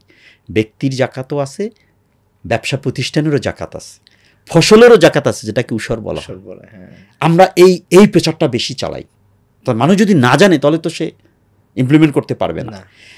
Centre for zakat management এই অ্যাওয়ারনেস ক্রিয়েটের কারণেই দেখছেন এখন কিন্তু কমে গেছে। আগে কিন্তু মনে আছে আপনার, এখানে জাকাতের শাড়ি লুঙ্গি দেওয়া হবে, প্রচার হইতো, করতো, মাইকিং করতো, তারপরে ওখানে যে মানুষ লাইন ধরে রৌদ্র বৃষ্টির মধ্যে আসে, তারপরে পদদলিত মানুষ মারা যায়, এটা অনেক কমে গেছে না? এটা কিছুটা অবদান তো অবশ্যই, আমি বলবো মেজর কন্ট্রিবিউশন হচ্ছে সেন্টার ফর জাকাত ম্যানেজমেন্টের। গত বছর শুধু এক জায়গায় হয়েছে, সম্ভবত জালকাঠি অথবা রাজবাড়ি, রাজাপুর না রাজবাড়ি, যেখানে এরকম জাকাতের শাড়ি লুঙ্গি আনতে যাই মারা গেছে। একটা জায়গায় একটা ঘটনা, কিন্তু এর আগে দেখবেন যে অনেক ঘটনা ঘটতো প্রতি বছর রমজানের সময়। এটা থেকে একটা হয়েছে, আমরা জাকাত যে ইন্ডিভিজুয়াল হোক হিসাব করে দিতে হবে। আপনি কিন্তু বছরে একটা নির্দিষ্ট সময়, ট্যাক্স যেমন আমরা নির্দিষ্ট মাসে দিয়ে বা সময় দিয়ে দিই, ওই অর্থ বছরের সময়, জাকাতও ঠিক বছরের একটা নির্দিষ্ট সময় আপনাকে নির্ধারণ করতে হবে ব্যক্তি জাকাতের ক্ষেত্রে, এবং প্রতি বছর তারা ওই ডেট ধরেই আপনার কাছে কি সম্পদ আছে সব হিসাব করে, এটা একটা ক্যালকুলেশন আছে। ওই ক্যালকুলেশনটা ওয়ার্কশপও আমরা করি, আমাদের এক্সপার্টিস আছে। আমরা এটা মাঝে মাঝে এইটাকে আমরা সার্কুলার করি যে একটা ওয়ার্কশপ হবে বা একটা ট্রেনিং হবে 2 দিনের জাকাত ক্যালকুলেশনের জন্য। ঠিক তেমনি ব্যবসা প্রতিষ্ঠানেরও একটা জাকাত আছে এবং ওটারও একটা ক্যালকুলেশন আছে। এটা একটু জটিল ব্যবসা প্রতিষ্ঠান, কারণ একজন ব্যবসায়ী যে ম্যানুফ্যাকচারিং কোম্পানি মনে করেন, তার তো অনেক ওয়ারহাউজে অনেক কিছু প্রোডাকশন থাকে, পাইপলাইনে কিছু বিক্রি হয়েছে, কিছু বিক্রি হবে, র ম্যাটেরিয়াল থাকে যেটা অনেক টাকা দিয়ে সে কিনে রাখছে, এখনো প্রোডাকশনে যায়নি। তো এগুলোর কি হবে? এই অর্থ বছরের ভিতরে যদি এরকম টাকা ওখানে পড়ে থাকে, তার ওই যে র ম্যাটেরিয়াল পড়ে আছে, তার প্রোডাকশনটা পড়ে আছে, বছর শেষ হয়ে যাচ্ছে, তার তো ওইখানে অর্থ ইনভেস্ট আছে নাকি, ওর তো জাকাত দিতে হবে ইসলামের নিয়ম অনুযায়ী। তো ওই হিসাবগুলোর জন্য ব্যবসায়িক জাকাত যে হিসাবটা, ওইটাও আমরা শিখাই, আমাদেরও একটা ফরম্যাট আছে। এটার জন্য আমরা এই জাকাত ফেয়ারে আমরা এই ট্রেনিংটা রাখি এবং অন্যান্য সময় আমরা ট্রেনিং রাখি। আমরা বিভিন্ন প্রতিষ্ঠানকে জানাই চিঠি দিয়ে যেরকম একটা ট্রেনিং হবে, তখন ওই সব প্রতিষ্ঠান থেকে তাদের ওই অ্যাকাউন্ট সেকশনের সাথে হ্যাঁ যারা জড়িত তাদেরকে পাঠাই। এই কাজটাও আমরা করি। আচ্ছা আচ্ছা। এমনিতে বিভিন্ন প্রতিষ্ঠান তারা যখন আইনি জটিলতায় পড়ে তখন তো বিভিন্ন ল ফার্মের সাথে যোগাযোগ করে এবং সেখান থেকে তারা সহযোগিতা নেয়। বাট এই প্রতিষ্ঠানগুলো আপনি আসলে প্রথমে বললেন যে আসলে তাদের অ্যাওয়ারনেস আপনারা তৈরি করছেন, বাট এই প্রতিষ্ঠানগুলো যদি বছরান্তে জাকাত প্রদানের সময় তখন সিজেডএম হোক অথবা অন্যান্য যে সকল প্রতিষ্ঠান রয়েছে যারা জাকাত নিয়ে কাজ করে তাদের সাথে যোগাযোগ করে যদি তাদের জাকাত কতটুকু হলো না হলো এইভাবে যদি আসলে জাকাত তারা স্বেচ্ছায় স্বপ্রণোদিত হয়ে যদি জাকাত দিত তাহলে তো নিশ্চয়ই বাংলাদেশের অবস্থা আসলেই পাল্টে যেত। অবশ্যই অবশ্যই ডেফিনেটলি। এবং আমরা কিন্তু এরকম রিকোয়েস্ট পাই। আচ্ছা, আমরা রিকোয়েস্ট পাই বিভিন্ন প্রতিষ্ঠান থেকে, কর্পোরেট হাউস থেকে ফোন করা হয়, আমাদেরকে ফোন করে যে আপনাদের কেউ যদি এসে আমাদের একটু সহযোগিতা করতে পারে আচ্ছা, বা আমাদের একটু বুঝিয়ে দিতে পারে, তখন আমাদের এক্সপার্টিস যায় যে ওদের ওই টিমের সাথে বসে, অ্যাকাউন্ট সেকশনের সাথে বসে অ্যাসিস্ট করি। এবং আমাদের যে শরিয়া বোর্ডের প্রফেসর মুক্তার, ওনাকেও আমরা অনেক জায়গায় পাঠিয়েছি ইতিমধ্যে। আচ্ছা, উনি যান, ওনার সাথে আমাদের স্টাফরা যায়, যে ওনাদেরকে সহযোগিতা করে আসি আমরা। কর্পোরেট সোশ্যাল রেসপন্সিবিলিটি যেটা আমরা আসলে সিএসআর হিসেবে চিনি, এইটার সাথে কি জাকাতের কোনো সংযোগ আছে না দুইটা টোটালি ভিন্ন ভিন্ন জিনিস? ডেফিনেটলি দুইটা তো ভিন্ন জিনিস। সিএসআর এটা তো অফ লেট কর্পোরেট জগতে এইটা একটা চলে আসছে, এটাও একটা বৈশ্বিক একটা সিদ্ধান্তের অংশ, একটা কমপ্লায়েন্স ইস্যুর ভিতরে এখন পড়ে গেছে। ওইসব প্রতিষ্ঠানকে সিএসআর আছে কিনা, বাংলাদেশ ব্যাংকের একটা নজরদারি আছে, সিএসআর এর কাজ দিয়ে তারা এই বিশেষ করে এসডিসি মানে সাস্টেনেবল ডেভেলপমেন্ট গোল যেটা সরকারের, ওইটা যাতে এটা অগমেন্ট হয়, এই জন্য সিএসআর সিস্টেমটা। এখন সিএসআর এর অর্থটা জাকাতেরও অর্থ যদি হয়ে থাকে তাহলে তো ওখানে একটা শরিয়ার কমপ্লায়েন্সের ইস্যু আছে, রাইট। তারপরে হচ্ছে ওখানে যদি তার অন্য অর্থ, যেমন মনে করেন তাদের যে ব্যাংকে টাকা রাখছে যে ইন্টারেস্ট, সেই ইন্টারেস্টের টাকাটাও ওখানে আসতে পারে, রাইট। তারপরে তাদের বলা ঠিক হবে কিনা যে ব্ল্যাক মানি বলা হয় আমরা যে সমাজে পরিচালিত, সে টাকাও তো ওখানে আসতে পারে সিএসআর। তো যেভাবে হোক আমরা ধরে নেই যে এখানে তাদের এই সিএসআর এর অ্যাক্টিভিটিসের জন্য ওই মালিক তাদের প্রফিট থেকে একটা অংশ এখানে দেয়, ঠিক আছে? সেটা আমরা যদি ধরে নেই সেটা হতে পারে, কিন্তু ওইটা এটা বলতে পারবো না যে ওটা জাকাতের টাকাই। আমার মনে হয় না যে সিএসআরের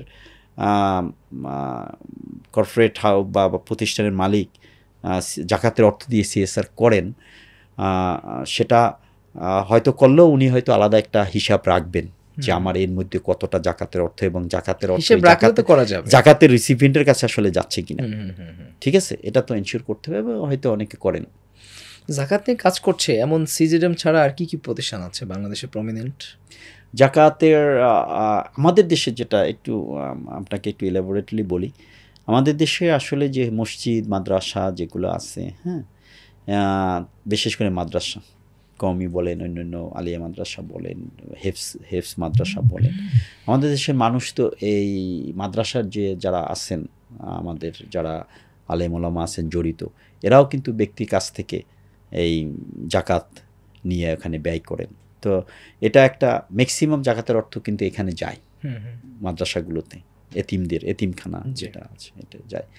তো এটা তো এখন বাংলাদেশে এর বাহিরে যে প্রতিষ্ঠান যদি বলেন তাহলে সেন্টার ফর জাকাত ম্যানেজমেন্টই হচ্ছে একমাত্র এই প্রতিষ্ঠান যে জাকাতকে ইনস্টিটিউশনালাইজড করতে চাচ্ছে, প্রাতিষ্ঠানিক রূপ দিতে চাচ্ছে। ওই যে আমি বললাম স্টেট যদি রেসপন্সিবিলিটি নিত, স্টেট যদি এটা মোবিলাইজ করতো এবং ডিসবার্স করতো তাহলে কিন্তু এটা প্রতিষ্ঠান হয়ে যায়। স্টেট যা করে এটা তো একটা প্রতিষ্ঠানের অংশ হিসেবে যায়। সেই কাজটাই আমরা এটা করেছি এবং আমরা এইটাকেই centre for zakat management institutionalise করতে চাচ্ছে জাকাতকে। আচ্ছা, এরকম আরও কিছু অর্গানাইজেশন যেমন আসুন্না, ওনারাও জাকাতের কিছু অর্থ নেন এবং ডেফিনেটলি ওনারাও জানেন যে জাকাতের টাকা কোথায় ব্যয় করতে হবে। তারপরে মাস্তুল ফাউন্ডেশনের নাম শুনেছেন, তারাও কিন্তু জাকাতের অর্থ নেন। হ্যাঁ, তারপরে আমাদের মফিদুল ইসলাম আছে, আঞ্জুমান মফিদুল ইসলাম, তারাও কিন্তু জাকাতের অর্থ নিয়ে কাজ করেন। হ্যাঁ, তো এইটা বাট এর মধ্যে আমি যেটা দেখেছি but centre for zakat management একটু বড় আকারে এদের মধ্যে যে জাকাতের সাদাকা নিয়ে কাজ করেন ওয়াকফ। কর্নেল জাকারিয়া, আপনাকে আমরা একটু ধন্যবাদ জানাতে চাই। আসলে আমাদের চমৎকার আলোচনা করছেন আপনি। আপনার যে আসলে কর্মজীবন দীর্ঘ এবং বর্ণাঢ্য কর্মজীবন, আপনি সেনাবাহিনীর অনেক গল্প আমরা শুনলাম এবং একই সাথে আপনি এখন যেটি নিয়ে কাজ করছেন CZM, সেটি সম্পর্কেও আমরা অনেক ধারণা পেলাম। নিশ্চয়ই আপনার এই গল্প থেকে, আপনার এই অভিজ্ঞতা থেকে আমাদের দর্শকরাও অনেক বেশি উপকৃত হবে। আমরা আপনাকে এখানে উপস্থিত হবার জন্য, আমাদেরকে সময় দেওয়ার জন্য কৃতজ্ঞতা প্রকাশ করছি। আলহামদুলিল্লাহ, আমিও অত্যন্ত সৌভাগ্যবান মনে করছি নিজেকে যে আপনারা আপনাদের এই প্রতিষ্ঠানে আমাকে ডেকেছেন। ইনোভা টক্স এটাকে আমি ধন্যবাদ জানাই। বিশেষ করে আপনাকে ধন্যবাদ জানাই যে আপনি আমাকে এখানে আমন্ত্রণ করেছেন, এবং আপনাদের দর্শক শ্রোতা যারা আছে তাদেরকেও আমি ধন্যবাদ জানাই। সুপ্রিয় দর্শক, আপনারা এতক্ষণ শুনছিলেন কর্নেল জাকারিয়া হোসেন, যিনি বাংলাদেশ সেনাবাহিনীর সাবেক কর্নেল এবং একই সাথে CZM এর যিনি হেড অফ কর্পোরেট অ্যাফেয়ার্স হিসেবে দায়িত্ব পালন করছেন। তিনি তার দীর্ঘ বর্ণাঢ্য কর্মজীবনের নানাবিধ অভিজ্ঞতার আলোকে আজকের এই পডকাস্টে তিনি আমাদের আগামীর বাংলাদেশ বিনির্মাণের জন্যে চমৎকার দিক নির্দেশনামূলক বক্তব্য এবং একই সাথে তার জীবনের নানাবিধ গল্প ফুটিয়ে তোলার মধ্য দিয়ে তিনি অনেক শিক্ষণীয় বিষয় আমাদের আজকের এই পডকাস্টে উপস্থাপন করেছেন। নিশ্চয়ই আমাদের এই পুরো পডকাস্টটি আপনাদের অনেক বেশি ভালো লেগেছে। আমাদের পুরো অনুষ্ঠানটি যদি আপনারা উপভোগ করে থাকেন, তাহলে আমাদের এই অনুষ্ঠানটি অবশ্যই লাইক, কমেন্ট এবং শেয়ার করবেন, এবং একই সাথে আমাদের চ্যানেলটি সাবস্ক্রাইব করা না থাকলে অবশ্যই সাবস্ক্রাইব করবেন। আমাদের অন্যান্য পরবর্তী সকল এপিসোডগুলো দেখবার আমন্ত্রণ জানিয়ে আজকের মতো এখানে বিদায় নিচ্ছি। আল্লাহ হাফেজ।